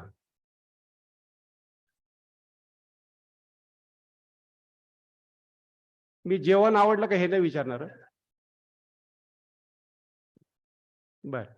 बरं आवडले असेल तर पुढे काय? संध्याकाळी विसरून जाणार का? काहीतरी तुमच्या डोक्यात असेल तर कुणी पण थोडंसं त्याच्यावर चर्चा करावी. आणि कारण अपेक्षा आपली अशी आहे, हा प्रोग्राम आपला आयसोलेटेड नाहीये. It has connection with national education policy आणि national agriculture higher education project जो आहे ICRचा, ज्याच्या अंतर्गत आपण हा कार्यक्रम घेतलेला आहे. तर आपल्याला काही सुधारणा करायच्या आहेत आपल्या अकॅडमिक प्रोग्राममध्ये, रिसर्चमध्ये. तर त्या दृष्टीने तुमचं अटेंडन्स आणि तुमचे इनपुट्स याच्यात फार महत्त्वाचे आहेत. Even I request faculties also from college of agriculture Dhule, PGI engineering to come forward and express your views how we can use this knowledge in improving our academic syllabus and also our research programs.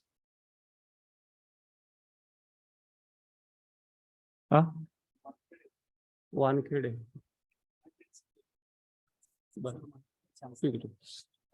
Mr. Wankhede, you want to say something? Yes, sir, may I ask one question? Yeah. What are the hands-on training courses in detail that plant breeders can do to effectively handle data based on IoT and the other latest technologies? And which sort of trainings to prefer, whether online mode or offline mode?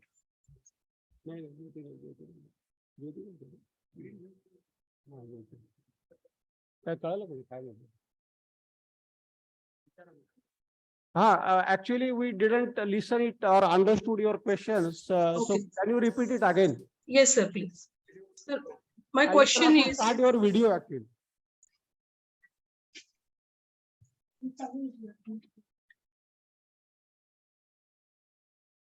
Yes, sir. Please introduce yourself and then you can ask the question.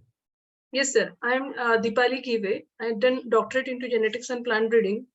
And after doing research into traditional areas, now I was lucky to go through this training session. And my question is, what are the hands-on training courses in detail that plant breeders can do to effectively handle data based on IoT technology and remote sensing and all the latest things? Where from you are speaking now? Pune. Pune.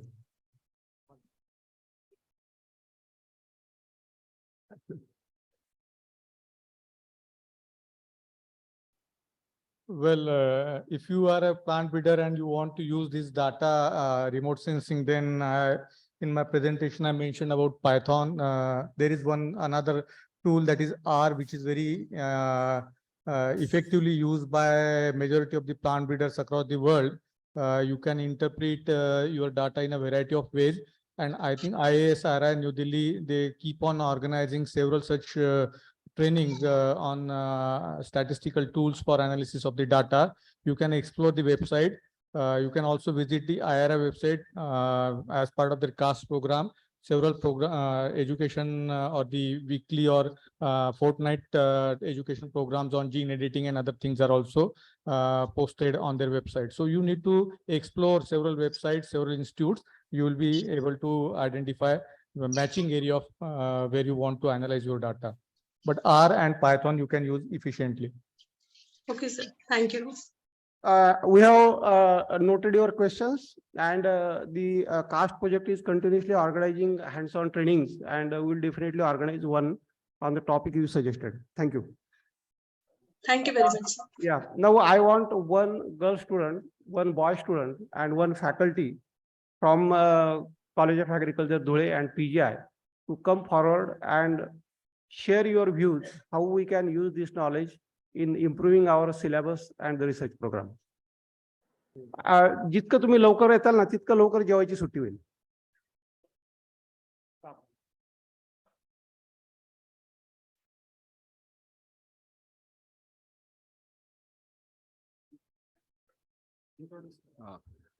So I am Dr. Vikas Pawar from College of Agriculture, Dhule, working as an assistant professor in agricultural botany. So respected Honorable Vice Chancellor, Dr. P.G. Patil sir, Honorable Director of Research, Gorontiwar sir, and all CAST team, and all respected teacher and students. I am very fortunate to attend this workshop.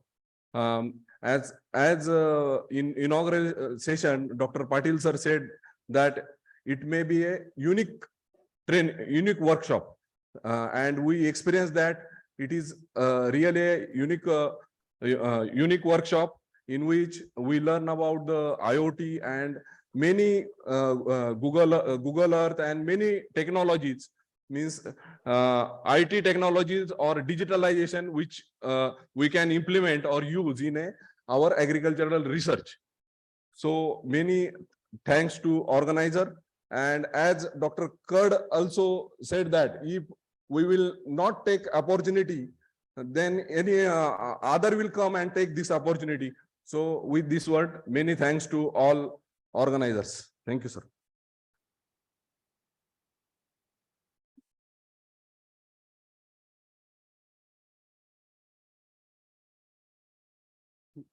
Good afternoon, all. Myself, Kashinath Teli, PhD scholar, Department of Agronomy, PGI, MPK Rauri.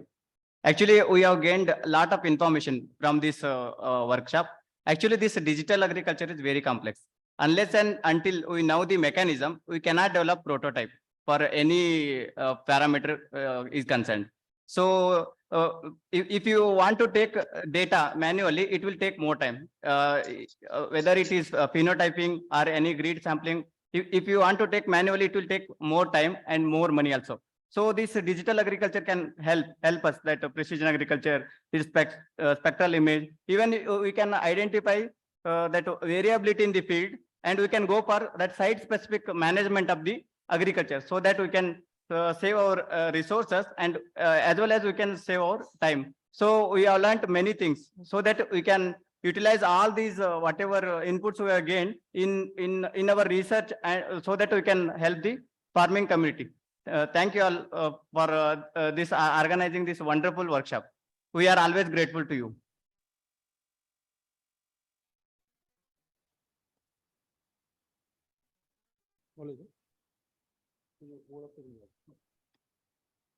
Good afternoon to all. My name is Anand Shathure. I am from College of Agriculture, Dhule. सगळ्यात आधी तर मी सर्वांना धन्यवाद देतो की आर्थिक वर्षाच्या शेवटी का असना पण एकदम छान आणि खूप सुंदर प्रोजेक्ट हा केला. आणि एक सांगावंच वाटतं की आजकाल भरपूर असे प्रोजेक्ट किंवा कॉन्फरन्स होत आहेत, जसं की G20 असेल किंवा मिलिटरी लिटरेचर, पण एवढं सुंदर आणि फ्री ऑफ कॉस्ट मध्ये सगळ्या पहिल्यांदा तर जेवणाची पण खूप व्यवस्था सोय होती. व्हेज सोबत म्हणजे नॉनव्हेज सोबत व्हेज पण होतं.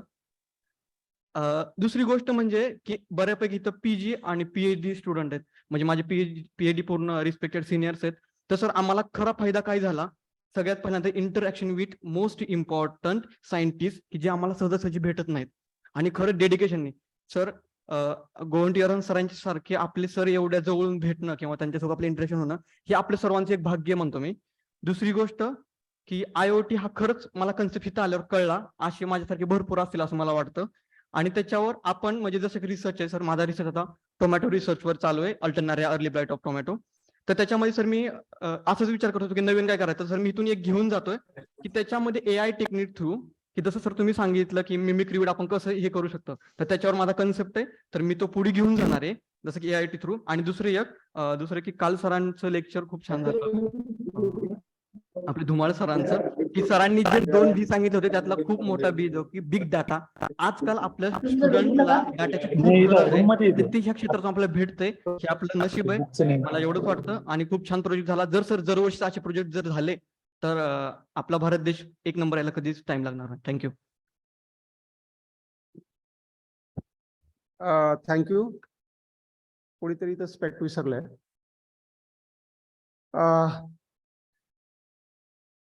हा कार्यक्रम संपलेला नाहीये.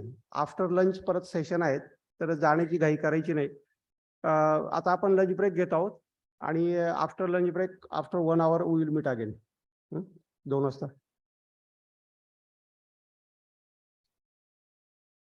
अडीच वाजता बरोबर कार्यक्रम सुरू होईल.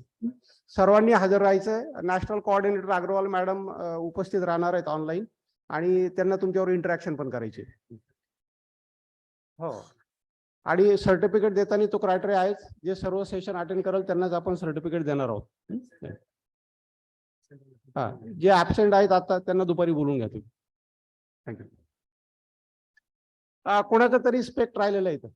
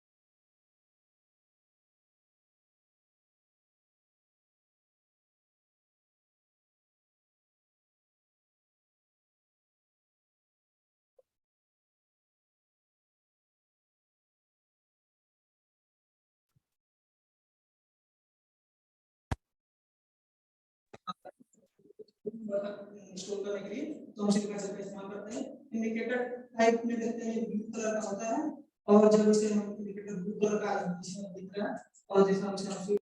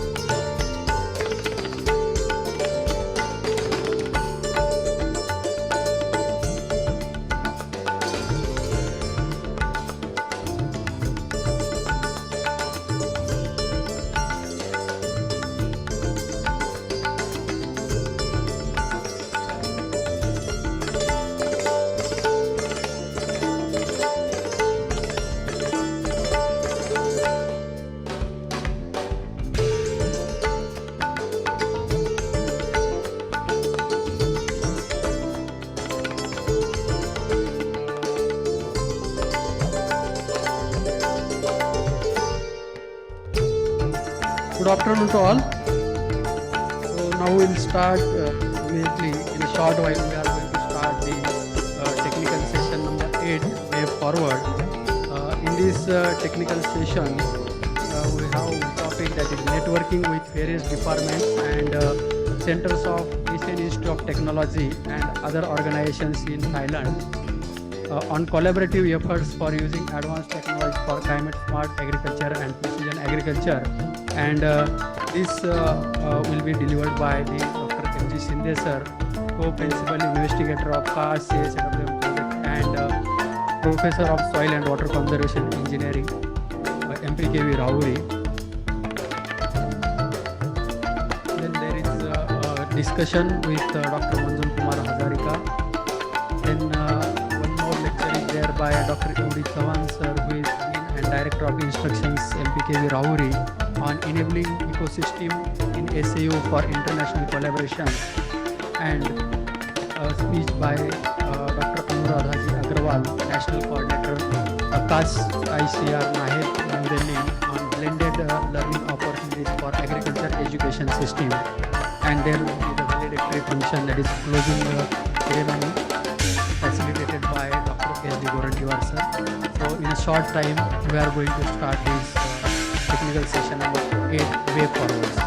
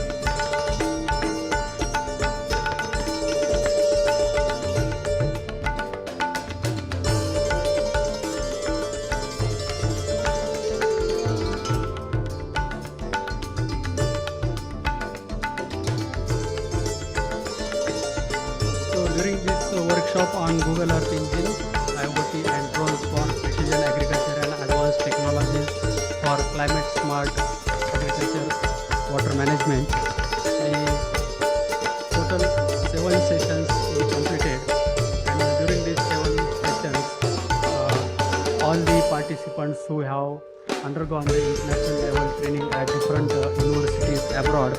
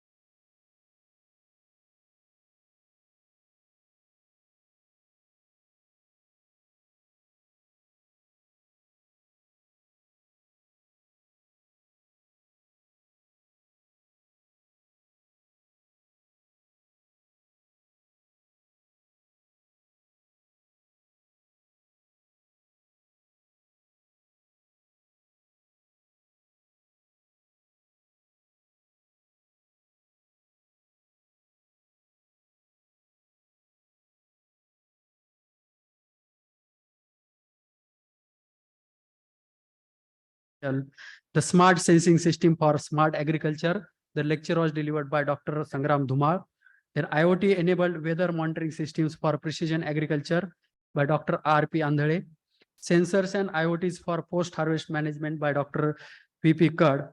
In technical session 4, the theme was drones and IoTs for crop production system applications and adoptions. The lectures were on IoTs for smart livestock management, which is delivered by Dr. S.H. Mane. IoTs for making integrated farming system smart by Dr. U.S. Surve. Drone technologies for mapping and spraying by Dr. S.M. Nalaude. Then in technical session 5, which is based on the theme geoinformatics for smart agriculture and water management, QGIS for precision and climate smart agriculture concept, potential and applications. The lecture was delivered by Dr. M.S. Mane. Google Earth Engine for smart natural resources management by Dr. S.K. Dingre. Computer simulation modeling for the land applications of agriculture machinery by Dr. Avadut Walons. And in technical session number 6, which is based on hyperspectral imaging for agriculture, the multispectral and hyperspectral imaging applications in agriculture, the lecture was delivered by myself, Dr. S.A. Kadam. And the last lecture in the technical session 6 was agroecological zonation for climate smart agriculture, delivered by Dr. P.L. Kulwal. So now we are in the valedictory and concluding session of this 2 days workshop. So we are going to start this session, and to welcome the dignitaries on the dais of the dais and who have joined online, I request Dr. M.G. Sinde sir to welcome the dignitaries.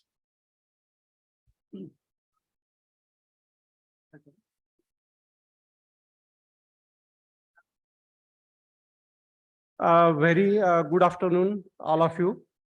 We are at the end of the 2-day workshop on Google Earth Engine, IoT, drones for precision agriculture, and also advanced technologies for climate smart agriculture. And we are very happy to see that Dr. Anuradha Agrawal national coordinator of the CAST project. She has joined online. She was also with us yesterday online for the inaugural program of this 2-day workshop. So welcome, madam, on this occasion. I welcome Honorable Prashant Kumarji Patil, Vice Chancellor Mahatma Phule Krishi Vidyapith Rauri, for his presence.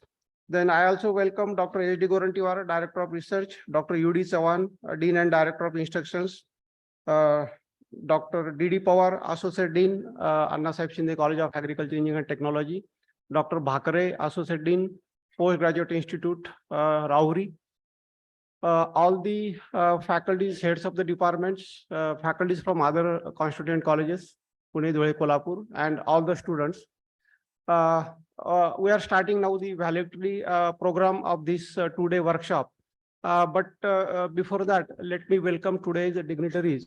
Though Honorable Vice Chancellor was present online yesterday, he made it a point to be present for this.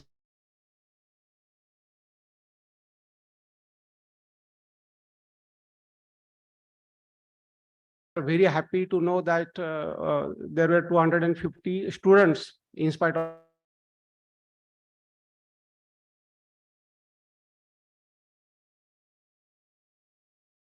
managing committee. I welcome and Honorable Vice Chancellor.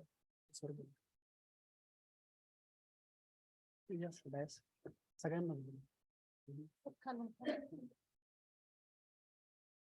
Bakri sir, Khawar sir, please come on the dais. Atri sir.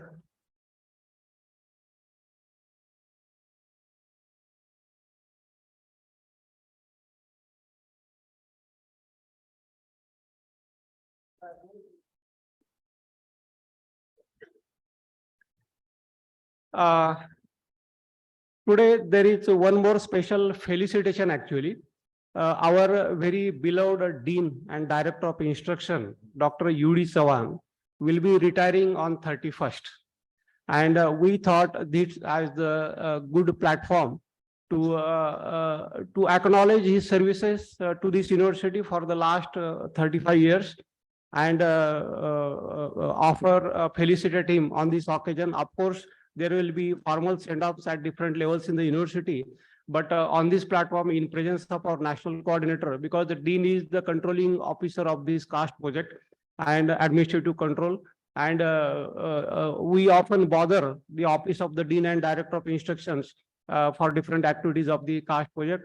And it is only because of the support of the office of the dean and director of instructions, support of the office of the vice chancellor, registrar, and support from, of course, NAIB, ICR, that we could make such a good progress of the CAST project. So I request Honorable Vice Chancellor to felicitate Dr. U.D. Chavan, who is the Dean and Director of Instructions of our university.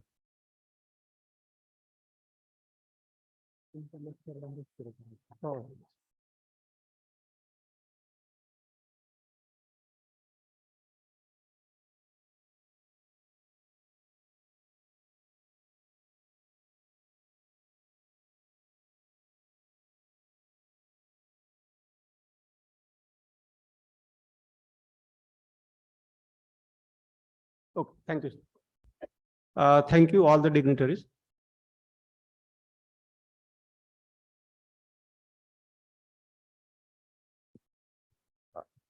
Now we are starting the valedictory function, and it will start with my lecture on networking at AIT Bangkok.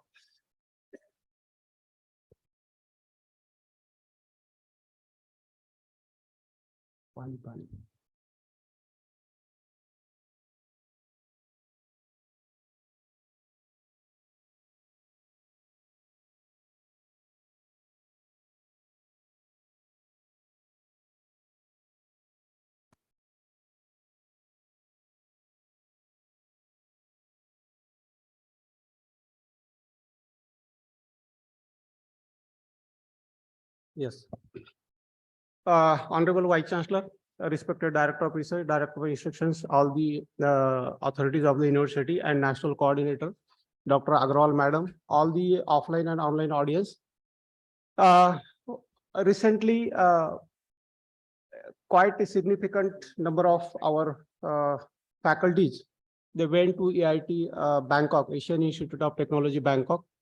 9 of them went for training, 1 month training.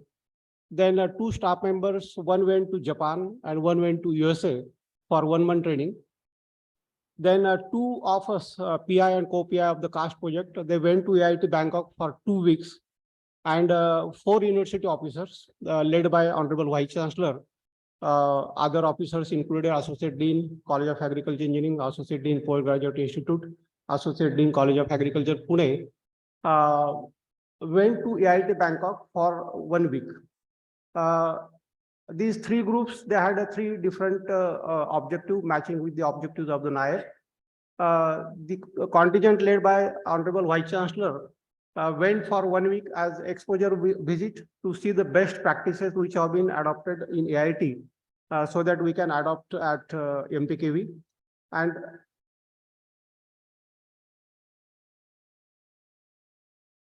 yes, madam, you want to say something? Sorry, I didn't notice actually. No, that was my mistake. Please go on. Okay, sorry. The team which was led by Honorable Vice Chancellor of 4 university officers went for studying the best practices at AIT Bangkok so that they can be adopted at MPKV Rauri.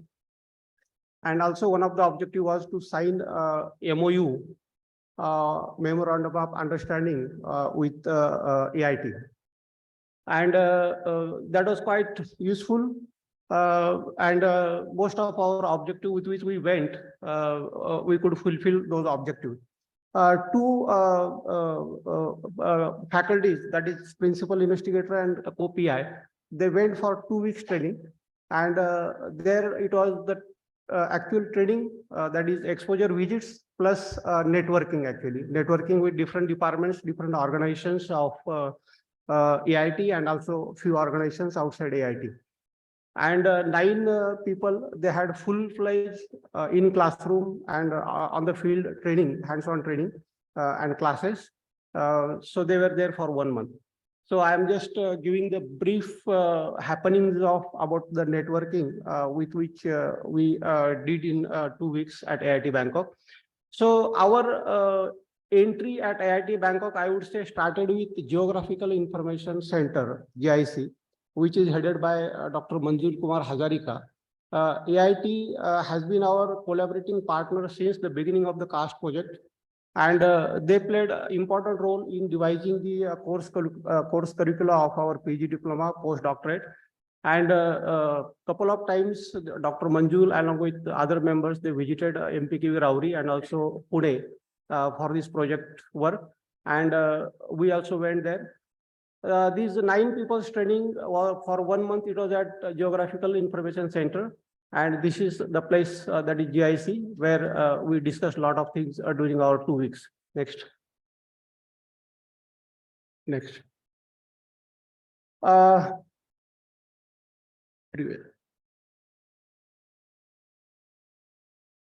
Sequence is, let me speak. Second kunti.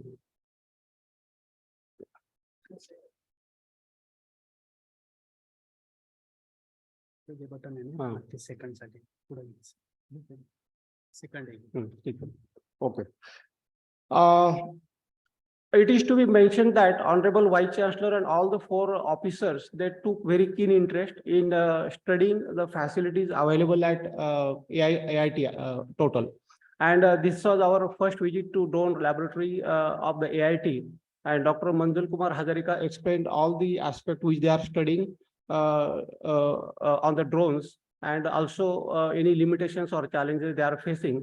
And we also discuss what we are doing on the drone. And there are very bright chances to have collaboration on further research on drones with Dr. Manjul or with Geographical Information Center.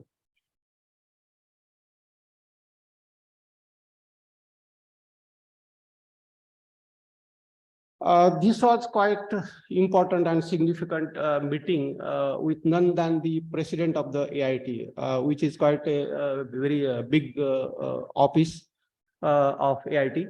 And we got the appointment of president, and president was very happy actually to know that already there is a collaboration of MPQB with AIT, and that is with the Geoinformatics Center.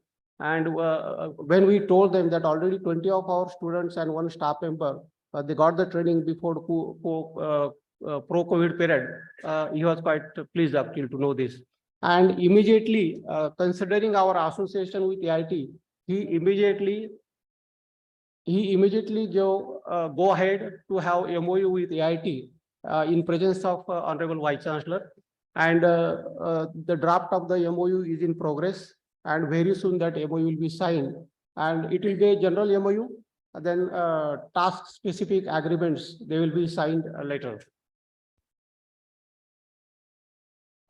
This is a meeting with Dr. Mitesh Sawant, who is project officer of RHYMES at AIT campus, Bangkok. We visited him on 14th of February. RHYMES is a regional integrated multi-hazard early warning system for Africa and Asia. This is one center at AIT, and they are doing a lot of work in Asian and African countries. In India, whatever they do through IMD actually. So if you want to take the help of the RHYMES, we have to go through IMD, or we have to have tri-party agreement in which one party will be the IMD. We had a preliminary discussion to explore the possibility of entering into MOU with RHYMES for delivering the village level agromet advisory services in selected villages on pilot basis through NICE SSM portal developed by MPQV in collaboration with GIZ and Manage Hyderabad. So for the information of students, we are already working on this line. We have very good one platform which we call it a NICE SSM. Very soon it will be implemented by MPQV and it will be named as Phule Baliraja. So this kind of work, we just tried to explore the possibility that how that RHYMES can have value addition in this our agromet advisory services. And they were also very happy to know that we are working on these lines, and they extended us full support, and we have established good contacts with them. Then we had a meeting with Abhishek Datta, Head Department of Food, Agriculture and Bioresource Engineering on 20th of February. Abhishek Datta happens to be an agronomist, and he was very, very enthusiastic to tell us what they are doing, what they have the facilities, and how our students can be benefited by their expertise, all these things. And so, of course, they are very welcome attitude for any further agreement we are going to sign with them in terms of exchange of students or exchange of faculties.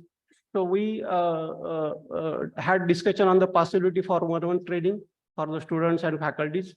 Then major emphasis was on crop water management, environmental stresses, climate change adaptation, and food security, and the possibility of implementing collaborative dual degree program for postgraduate and PhD.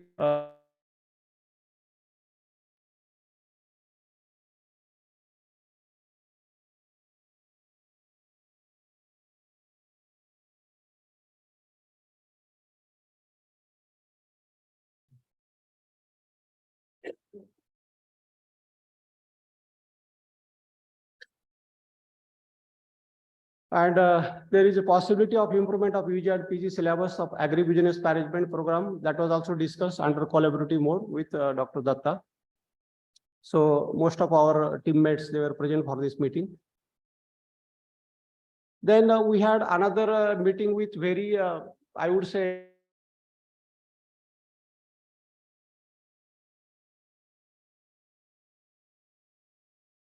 Asia Pacific Rural and Agricultural Credit Association. It is a funding agency actually, and we had detailed discussion on possible funding, financial support from APRCA through NABARD for activities which are related with climate smart agriculture of our CAST project actually. So we thought that he will give us few minutes, but he gave us more than 2 hours, and we also acknowledge him for giving such a valuable time. And he is of course ready to give or offer any help for any financial support on these lines actually. So this is, he was quite enthusiastic and the meeting was very fruitful, and he offered all the possible help for any further collaboration or financial support. Then we have another AIT has very good facility for nanotechnology, and it is called Center of Excellence in Nanotechnology. We visited the center on 21st of February, and most of the time we made it a point that most of us were taken for the meeting and discussion. Dr. Tanujal Bora, who is director of the Center of Excellence in Nanotechnology, we explored the possibility of mutual collaboration for nanotechnological studies, and the possibility of collaborative work on use of nanofertilizers was also discussed, along with mutual exchange of faculties and students under bilateral agreement. So at different centers, our focus was mainly education and research program. In education, exchange of students and faculty, and in research, collaborative research proposals. Then we had another meeting with Dr. Anil Kumar Anal, who is Professor Food Engineering and Bioprocess Technology, Food Innovation and Nutrition and Health, Department of Food, Agriculture and Bioresources. So this meeting was conducted in a cafe, a very beautiful cafe. And it was discussed to explore collaboration with department for students and faculty exchange, working on research projects on topic of common interest. So he also gave us more than 1 hour, and we discussed all the aspects which we can collaborate with. Then another meeting we had with Dr. Mohan Sundaram, Assistant Professor and Chair, Water Engineering and Management. And we discussed on research on irrigation and drainage engineering, water management at AIT, and discussion on the nature of MOU between AIT and MPQ Rauri. So as far as the water management is concerned, they were made aware what we are doing, because we have also done considerable research on water management, and they appreciated it and offered further help on further collaboration. This was one of the, I would say, short but very important meeting with Dr. Nitin Tripathi, who is Chairman, Academic Senate Director, Special Degree Program. And the discussion was mainly held on exchange of faculty and students, signing of MOU, blended learning program, and strengthening work on geoinformatics. So he's a man of less words, but very cooperative and very positive approach. And he also promised us all the help for all these things, signing, whether it is signing of MOU or a blended learning program or any anything we offer in terms of proposal. Yeah, this was about AIT, which we tried to do the network. One of our faculty, Dr. Sangram Dhumal, he was in Japan for 1 month, and he also played active role for this networking. And online meeting with Dr. Tofel Ahmed, Associate Professor of Bioproduction and Machinery Lab, was conducted online actually. And again, the discussion were held to have MOU with University of Sukowa on activities which are needed to accelerate at MPK Rauri. And we are quite happy to know that he invited us to Japan to see what they are doing. And he is ready to host the officers and scientists from MPK Rauri to visit his university in Japan. Then we also discussed on student exchange to strengthen the activities. Then submission of collaborative projects on some common needs and problems. Then opening entries for international funding, for which they need Japanese collaboration. Then MOU terms and conditions, of course, they will be decided in subsequent meetings. And inviting University of Sukowa faculties to MPK Rauri. So it was discussed to have collaboration in academic as well as research fields. Another faculty, he went to USA, University of Wisconsin, Dr. Walunj, and he also was active not only in training, but also in networking and collaboration. And he discussed what we are doing here and what can be done in terms of collaboration. So his contact person there was Dr. Jivik Jain, Assistant Professor, Agriculture Engineering and Technology, and Ms. Minisa Luther, It was discussed to have collaboration in faculty development program, internship, short visit for students, then research collaboration and student exchange program within two universities. So this was the overall networking which we conducted during the February.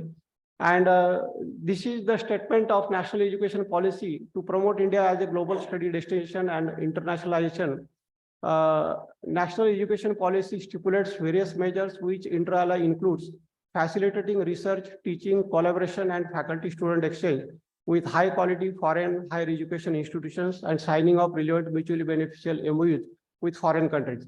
So considering this, we try to contact as many faculties as possible there and have meaningful discussions actually.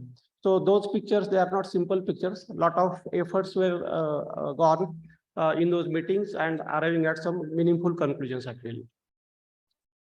So just looking back last 4 years, we could do many good things in the CAST. All of you know that.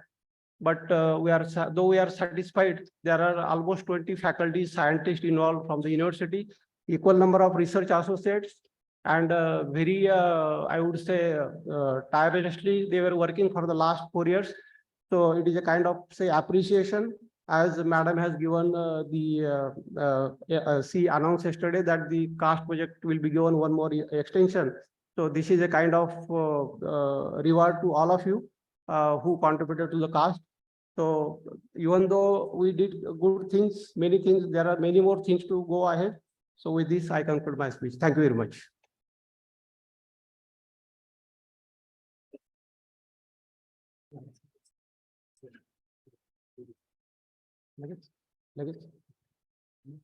But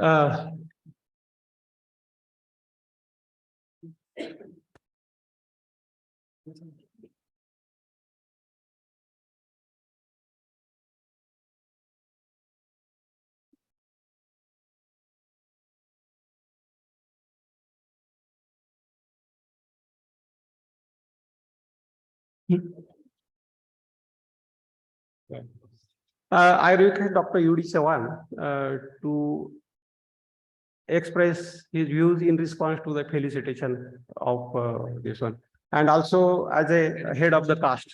Yeah.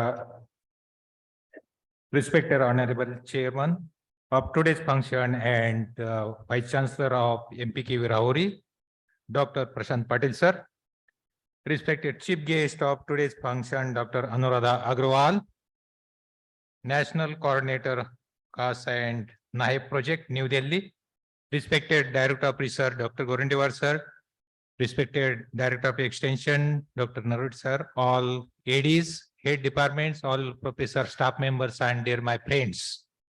Now I am here as what are the different international collaboration? Now you have seen so many collaborations we have with USA, Japan, Bangkok, Thailand. And in this way, we have to say that we are always saying that the smart climate change agriculture. The same thing I'm saying that there should be smart education also should be there. Smart education, smart research, and smart extension. Then and then our university will become as smart. And for that purpose, as students benefits and staff benefits, we have done 8 international collaborative MOUs with 8 different countries. For example, USA, Japan, Thailand, and other. Recently, I think you had one lecture. At that time, I was not here. The Tennessee University of USA. Same thing. You have the lecture from the Blue Bright education system. They are going to provide different types of fellowship for the students and staffs also. Same thing will be happen with the Tennessee University. And with this one, why we have to make the MOUs for the foreign countries? because we have to adopt different types of new technologies. For example, nanotechnology, drone technology, then sustainable technology and internet, IoT technology, GI, GPS system, and so many new technologies that are coming over to overcome the different types of problems that are occurring in the different fields, not only the agriculture, engineering also there. We have to engineering that they are making a lot of changes in the agriculture because they are making the mechanization in agriculture. Same thing, the agriculture student, they are preparing different types of varieties and recommendation to get the higher yield. But that yield should be compensated with the reducing the cost of cultivation.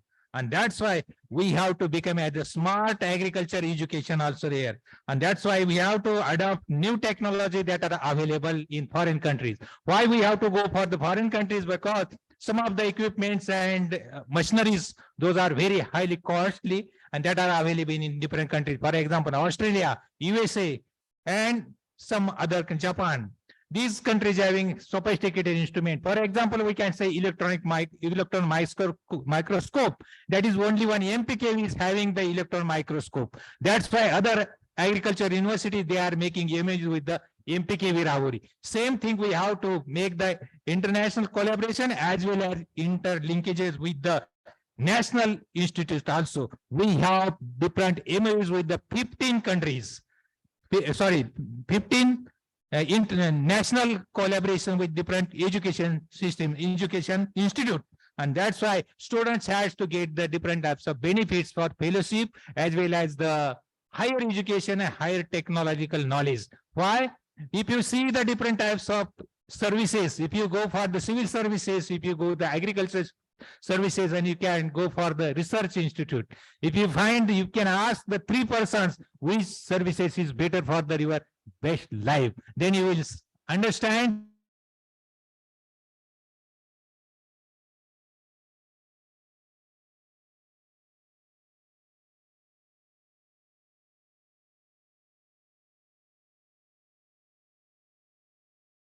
That's why we have to think and we have to go for the new technologies and get the advantages for getting the different fellowship, assistantship from foreign countries and get benefits for your higher education and develop your higher career and best life. With this word, I will stop here. Thank you. Thank you very much.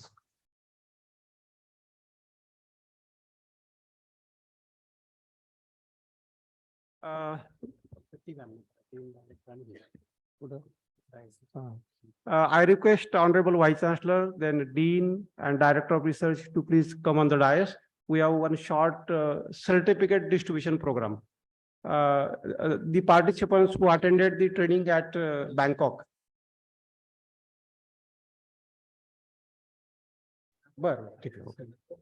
Okay, sorry.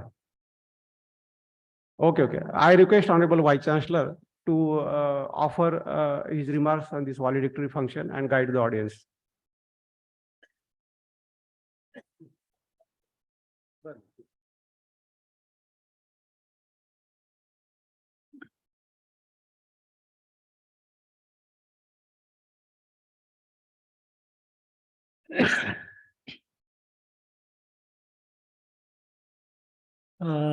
Sorry, friends, because I have to attend one more meeting.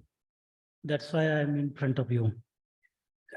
So today is the valedictory function of the 2 days workshop on the Google Earth Engine, IoT, drones for precision agriculture, and advanced technologies for climate smart agriculture. First of all, I welcome chief guest of today's valedictory function, Dr. Anuradha Agrawal, National Coordinator, Caste and Component 2 of ICR NAHIP, New Delhi. You may be aware that we are from same agricultural research service batch of Indian Council of Agriculture Research. So she is sitting in Delhi. I am sitting in the university where I have started my graduation. So I welcome Dr. Anuradha Madam. As you are aware that This is first in yesterday also I told this is a unique workshop. Because in ICR or any university, whenever we go for the foreign training program, so we have to give the presentation, what we have learned there in a small group. But this kind of actually idea came to the mind of, I think, Dr. Agrawal sir and our Honorable DDG, DDG Agricultural Education, as well as Dr. Anuradha Agrawal and Dr. Gorantiwar. And that idea I supported. I said that it is a very good idea that whatever we visited, we learned, whatever exposure we got during the foreign training program, we must share to the masses, particularly students, not only from our university, but from the other universities as well. As you know that journey started to Bangkok, almost 15 faculty went to Bangkok, one faculty to USA, one faculty to Japan. And they are there, they have nicely presented whatever they learned there and how it will be useful for our country and our Indian agriculture. And during the process of visit, you could see, I think Dr. M.G. Shinde sir has already given the nutshell, the collaborations to whom we met. I think APRACA, then IMD, nanotechnology, food engineering, water engineering, special degree programs. They visited, they have one-to-one discussion, how our university or ICR can collaborate with these organizations and how our students will get the benefit while the collaborations. And yesterday I was also attended a session completely. Some students, and in the morning also, I heard that from some of our students that the students should be sent. Already one batch of 20 students we have already sent, and you know that before sending students to the foreign university,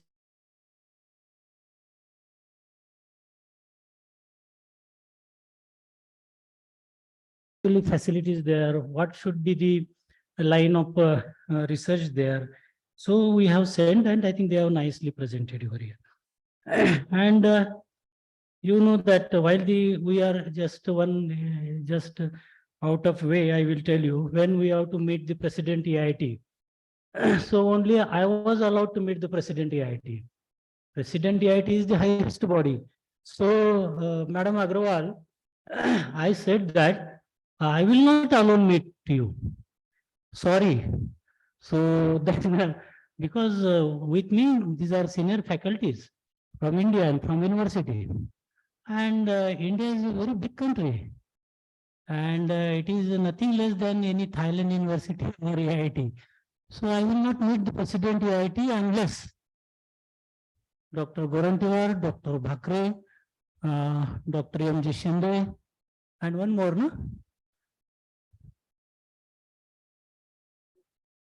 Okay, so then they allowed us.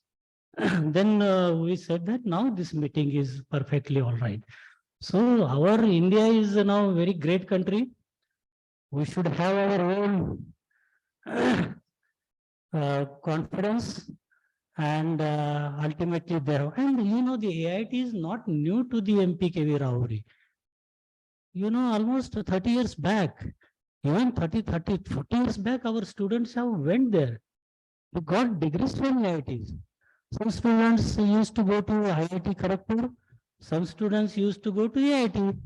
So AIT is not new to the MPKV Rauri. So there is collaboration since long 40-50 years.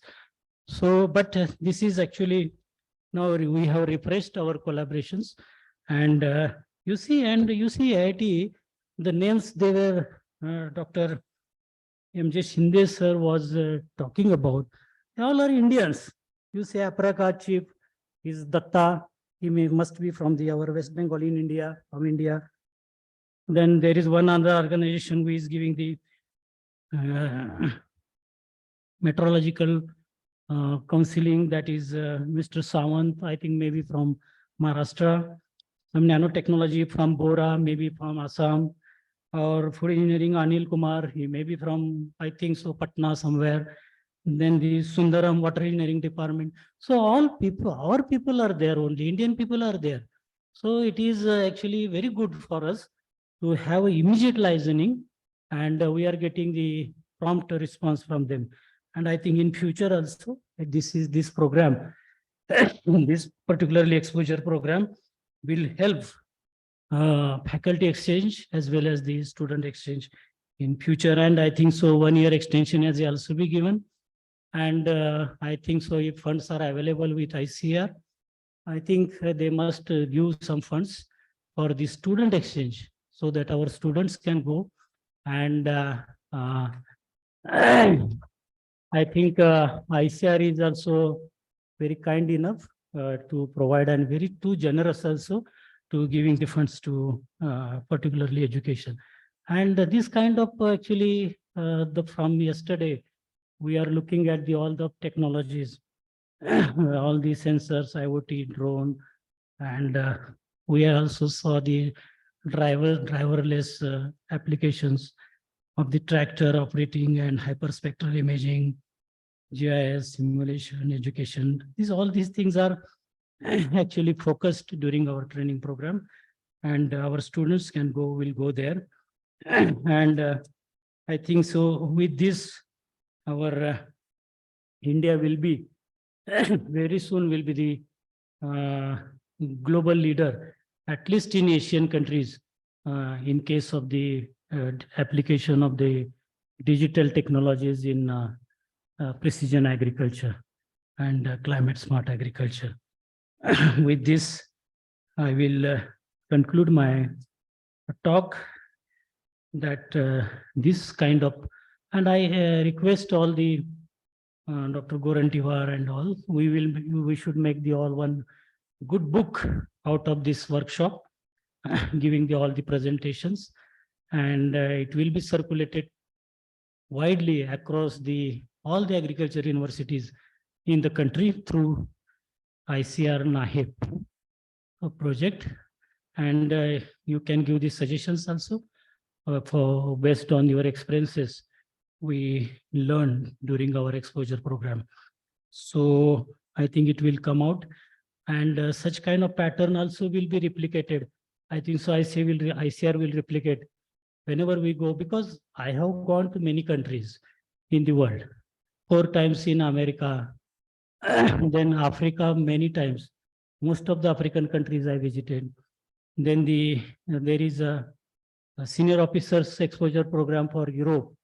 I was also part of that. During that, Switzerland, then Netherlands, then Germany, France we visited, Bangladesh also we visited, Bangkok recently.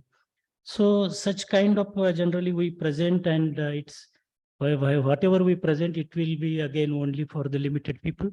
So this kind of actually now example I should be repeated. I think I only request to the ICR. So it is actually very good that because of the digital technology, you see almost 500 people have joined offline, online together. So whatever funds we have spent, actually very little spent for AIT, actually very not much funds we have spent, but the exposure we got, that is a tremendous one. And this exposure actually reached to many people, university faculties, students across the country. So with these words, I again extend my gratitude to Indian Council of Agriculture, NAHEP program, and officials of NAHEP for supporting this university generously. Thank you very much.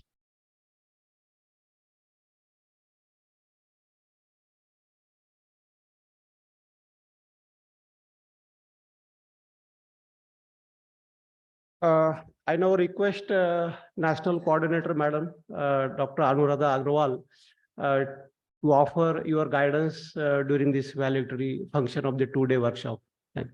Please. Thank you very much, and a very good afternoon to all present online and offline for the valedictory session of this workshop on Google Earth Engine, IoT, and drones for precision agriculture and advanced technologies for climate smart agriculture. Honorable Vice Chancellor of MPKV, Dr. Prashant Kumar Patilji, honorable dignitaries and senior faculty, Dr. S.D. Gorantiwar, Director of Research, MPKV and PI of the NAHEP project, Dr. U.D. Chavan, Dean and Director of Instructions, MPKV, Dr. Narute, Director of Extension, Education, MPKV, Organizing Secretaries, Dr. Atre and Dr. Shinde, who are also co-PIs of the NAHEP project, senior faculty, all students, ladies and gentlemen. At the outset, I thank the organizers for organizing this wonderful workshop and in giving me an opportunity to join both in the inaugural and valedictory function. I am extremely grateful for the wonderful words spoken by the Honorable Vice Chancellor, Dr. Patil. Indeed, our association runs almost 3 decades ago, and it is wonderful to see the excellent leadership he is providing to the entire university, including the NAHEP program. And this workshop is a reflection of how visionary both the Vice Chancellor and all the faculty of MPKV is, because this kind of workshop under the NAHEP CAST projects, at least to my best of my knowledge, has not happened. So it is going to set a precedence to other centers of the CAST program. And I am sure that this kind of interaction will have a domino effect on reaching out to more students and more faculty to be motivated to do these kind of activities. As all of you know, the objective of NAHEP is to increase the teaching and learning experience of the various state agricultural universities to enhance the outcome of agricultural education in general. Agricultural education is getting day and day more important for a country like India, because as already indicated by our Honorable Prime Minister, he has given us the motto of Jai Jawan, Jai Kisan, Jai Vigyan, and now Jai Anusandhan. So science and education has gained national importance, and agricultural education becomes more important because more than 50% of our population still depends on agriculture.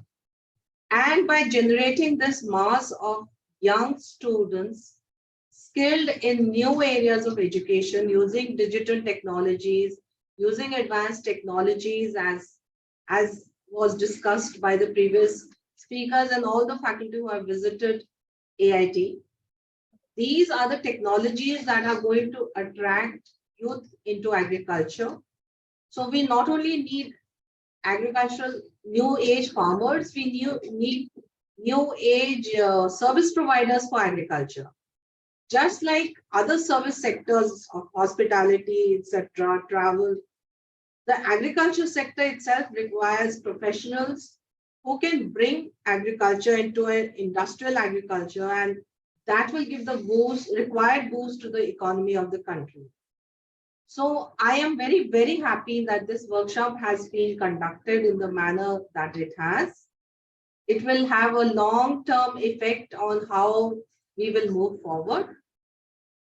As already mentioned yesterday and also mentioned by Honorable Vice Chancellor, the MPKV CAST team has been outperforming all others in terms of their vision, in terms of their execution, and also financial management.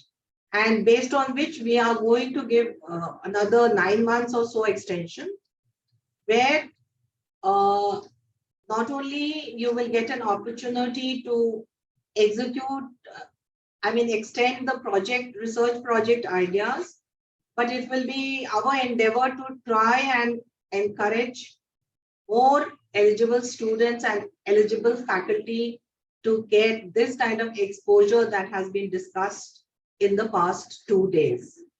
So I will be requesting Dr. Gorantivar to interact with me quickly so that we can now formulate the proposal based on the needs, the feedback we would have received from this workshop, and to prepare the next action plan for the next 9 months. So I am very, very happy that this kind of interaction will give us a very good feedback. It will also form the basis of our success story. And as rightly pointed out by Dr. Patil, you can document this workshop and we can circulate it everywhere for others to learn from this and maybe emulate this. So MPKV forward vision is to be appreciated to a great extent. And I was specifically given the topic of blended learning in agricultural education. So this particular workshop itself is a great example of blended learning.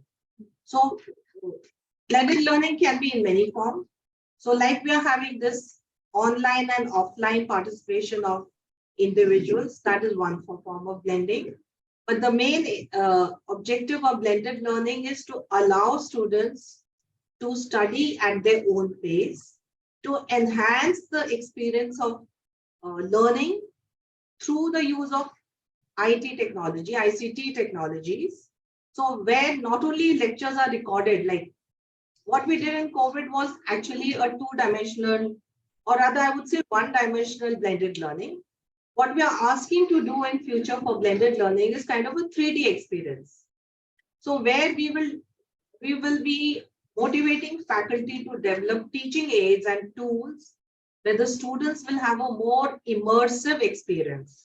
So the use of audiovisual aids, augmented reality, virtual reality, immersive technologies, where even sitting at home, the students can have an experience of how it is to work inside, say, a nanotechnology laboratory or a gene isolation laboratory, or even in a hospital environment for the veterinarians, or engineering ecosystem for the engineers. So through the use of these advanced technologies, the blended learning is being conceived. And as all of you know, that we have recently concluded an international conference on blended learning ecosystem for higher education in agriculture from 21st to 23rd March, which was inaugurated by the Honorable Agricultural Minister, Shri Tomarji. The workshop has generated very, very exciting ideas and dimensions in which blended education can be taken forward.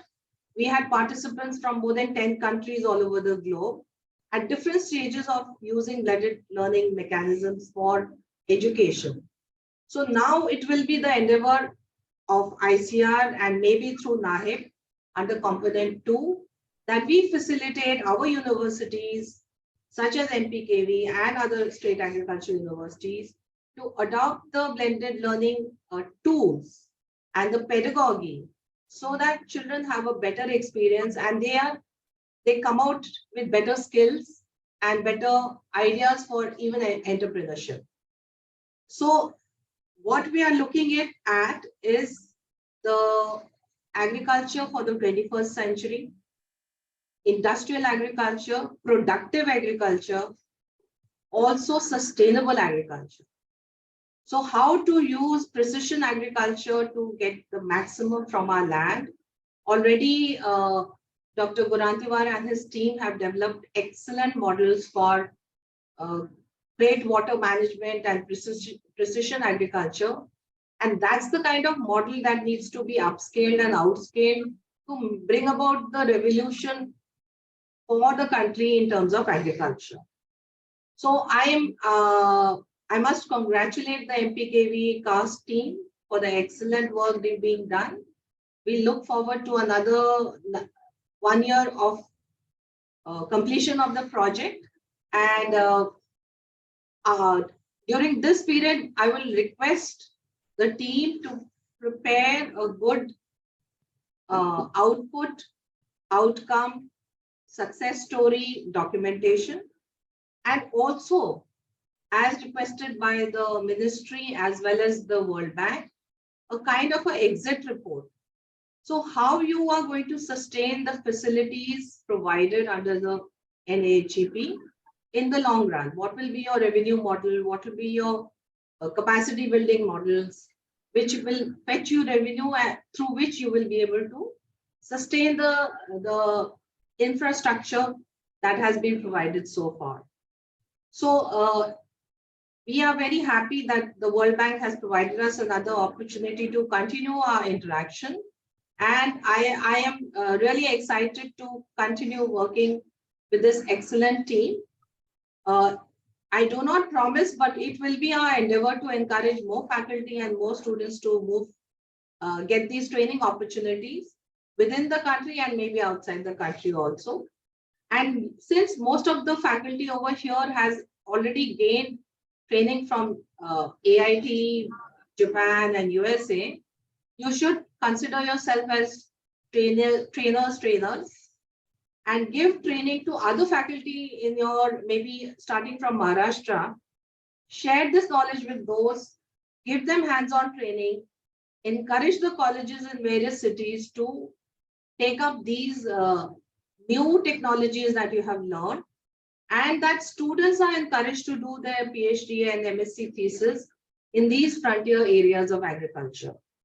That is the ecosystem change that we are looking for. And the encouragement to the students should be such that they give us out-of-box ideas when we give them the research topics. So while you give them the areas of research, let them come up with some futuristic ideas for how they can solve problems. For instance, we talk of IoT in, say, irrigation. The farmer can sit in his home and operate his watering in the field based on the soil moisture, which is all internet based. So what are the challenges in the Indian scenario that we need to work upon? So maybe we need to consider a village where access to electricity and access to internet is limited. How do we provide a precision irrigation system where they don't need to go to the field, but they can do it in other ways? So let us think beyond what is being taught today, and let the students come up with these ideas. Your university has an excellent engineering department. Let them brainstorm and come with solutions for the local farmers at the local level in their given ecosystem. That's the kind of research we would expect from the faculty and students who have got this kind of international exposure to solve. So basically, you're thinking globally but acting locally.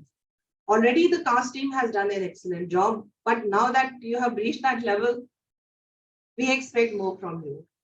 So my best wishes for all your future endeavors. We are open to any suggestions you will give. At this point of time, since we are giving you extension to come up with new activities under the CAST project, please give your suggestions at this point of time to Dr. Gorantevar, and let us see how best we can offer you facilities and other support that we can do through NAHEP. My congratulations to Dr. UD Chauhan on his retirement.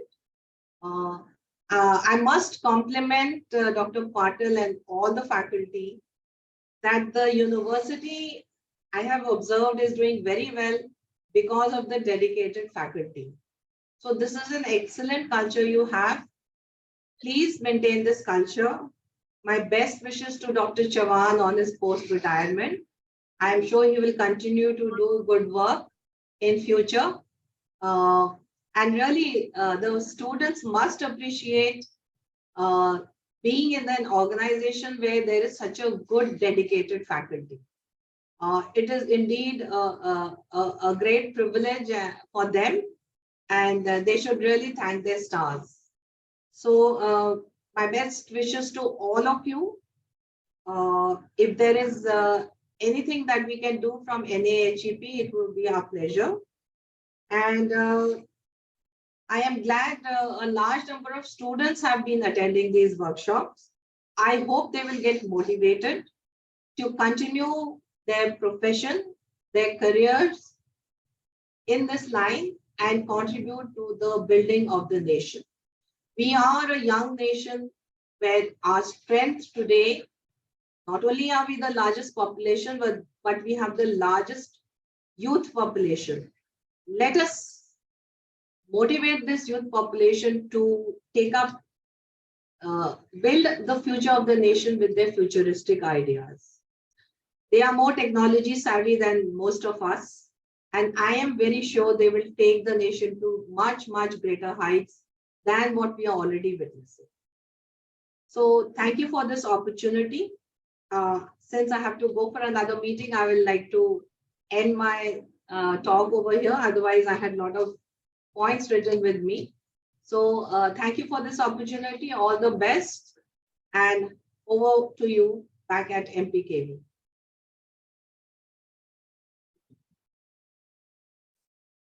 Thank you, madam. I will just take a couple of your minutes for acknowledging your continuous support to CAST MPKV. On behalf of the organizing committee of this workshop, I am thankful to Honorable Vice Chancellor for always guiding the CAST team and always giving the full free hand and full support, because of which we could achieve many things. Thanks to NAIB, National Coordinator, Dr. Agrawal, who guided us online yesterday and offered again the support to the CAST team. Thanks to Dr. Agrawal, madam, to whom we are in continuous contact on day-to-day basis, and she is always guiding us. Sorry.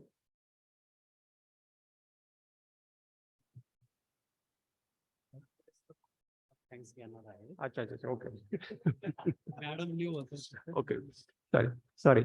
Thank you, madam, for your guidance to the students, and as you assured, definitely the students will get motivated. Thank you very much. Yeah.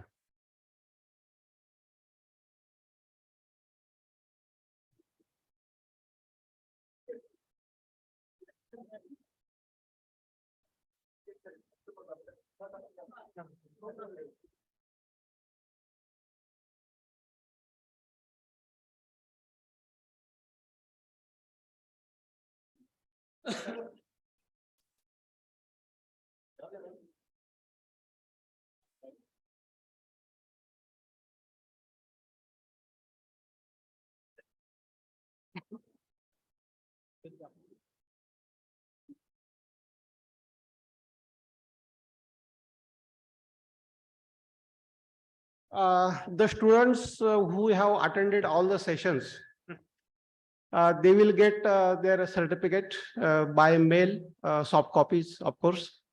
Now there is, you will get hard copies also. Please give a clap to Principal Investigator and Director of Research.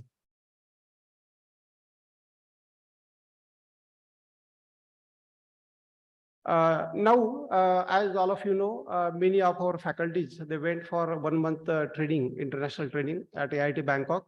And this is one good opportunity and platform to felicitate them by offering them the certificates at the hands of Honorable Vice Chancellor and other dignitaries, Director of Research, Director of Instructions, Associate Deans, PGI, Associate Dean, Engineering. So I invite all the dignitaries to please come on the dais.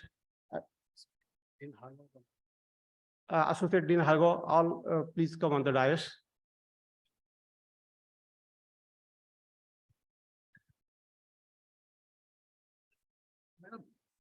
Madam, madam.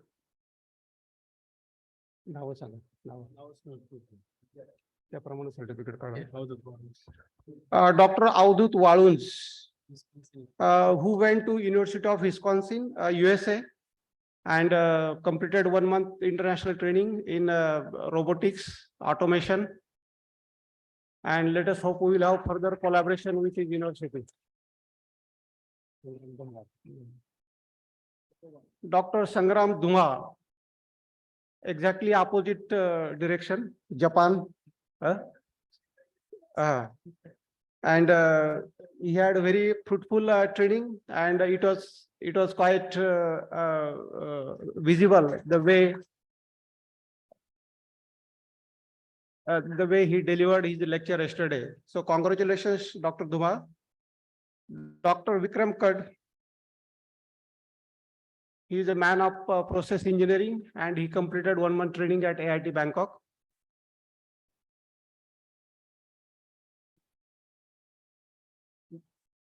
Dr. Pawan Kulwal.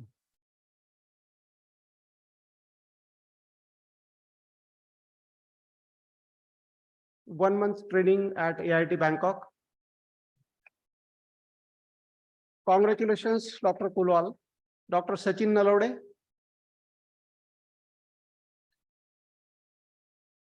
The man who looks after day-to-day drone activities of MPKV. He also had 1 month training at IIT Bangkok. Another Sachin, Dr. Sachin Dingre.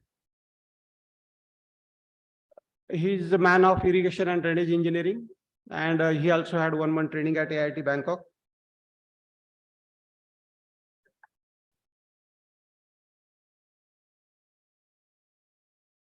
Dr. Ullas Surve, senior agronomist and in charge of climate smart research block of CAST project, who also looks after the state level organic center. Many congratulations.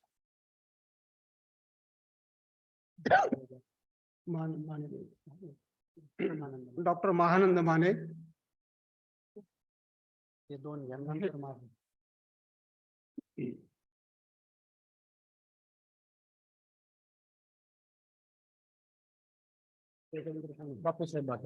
Dr. Bhakre, Associate Dean, Postgraduate Institute.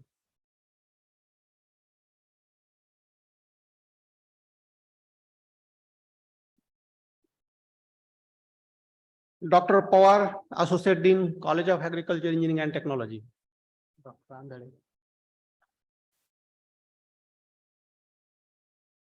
Dr. Ravi Andale, another agronomist and agrometeorologist, also had 1 month training at IIT Bangkok.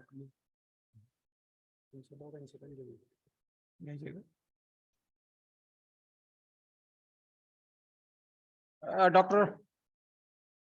Sunil Kadam, irrigation and drainage engineer, who is doing good work on hyperspectral imaging. Then Dr. Gorantiwar, Director of Research.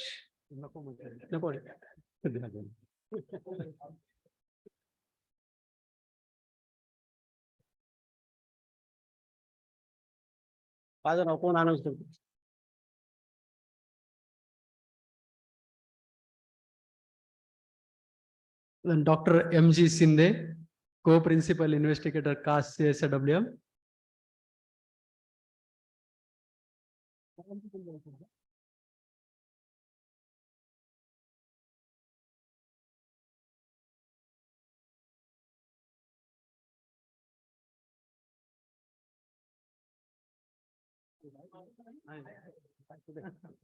I request both the directors, Director of Instruction and Director of Research, to offer the certificate of Honorable Vice Chancellor.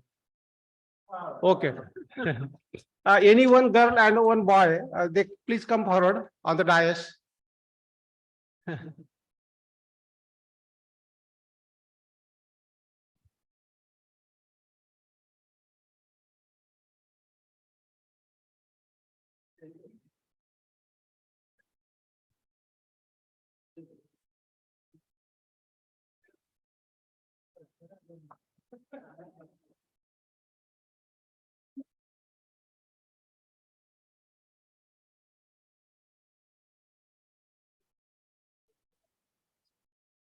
There are 2 more faculties who are not present in the auditorium today, Dr. S.D. Masalkar and Dr. Somnath Mane, who undergone the international training at IIT Bangkok.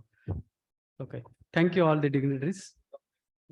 Now I request Dr. A. Atre sir to propose the vote of thanks.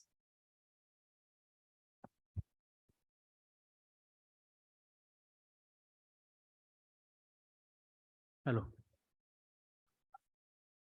First of all, I'll be thankful to Dr. R.C. Agrawal, DDG Education, and National Director ICR Naheb for addressing this particular gathering during the inauguration session of this two-day workshop on Google Earth Engine, then IoT and drones for precision agriculture and advanced technologies for climate smart agriculture.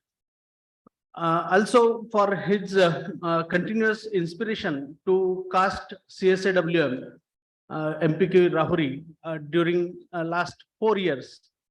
From starting, he has he's been the source of inspiration for carrying out different activities.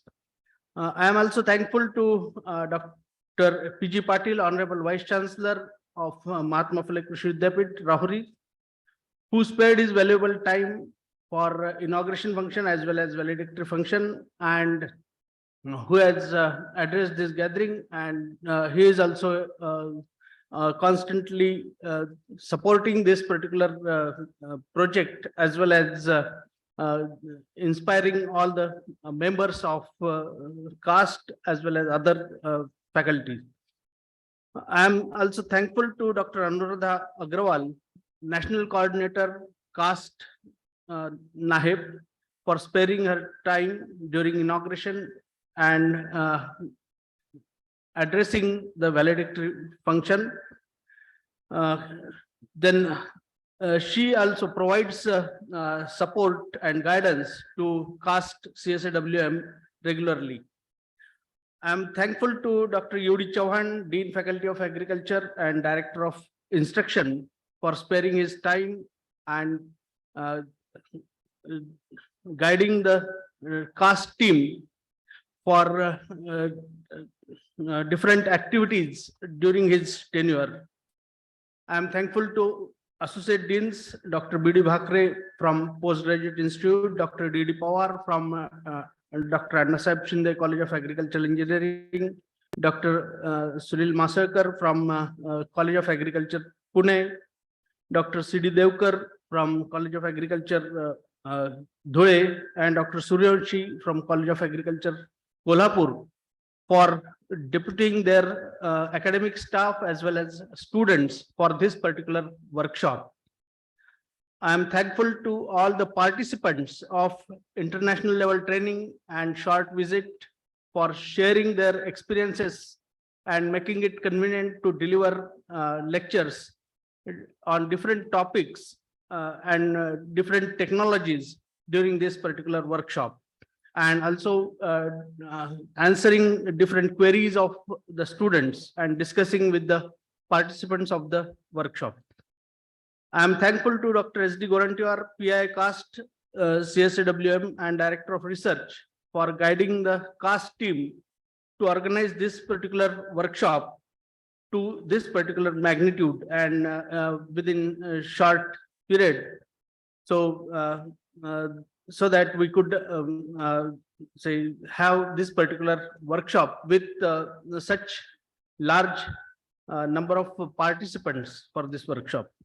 I am thankful to all the caste CSAWM team members and all research associates and other staff of caste CSAWM and other ad hoc schemes emerged from caste CSAWM, who have helped in many activities of the workshop, right from registration to field visit to organizing this particular workshop, and of course your food arrangement. So last but not least, I am thankful to all the students and staff from different colleges and from other organizations who have joined either online and who are here for this particular workshop. and made this workshop more meaningful by their presence as well as their active participation. Thank you. Thank you, everybody. Thank you.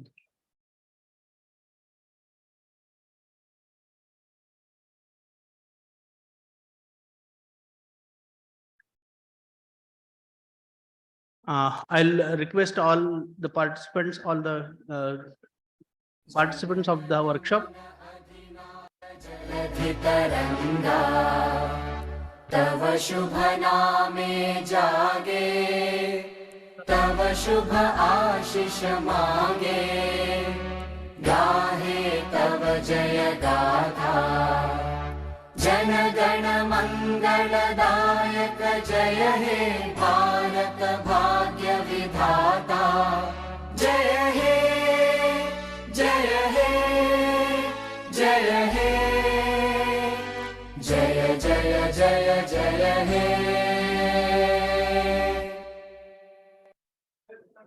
जय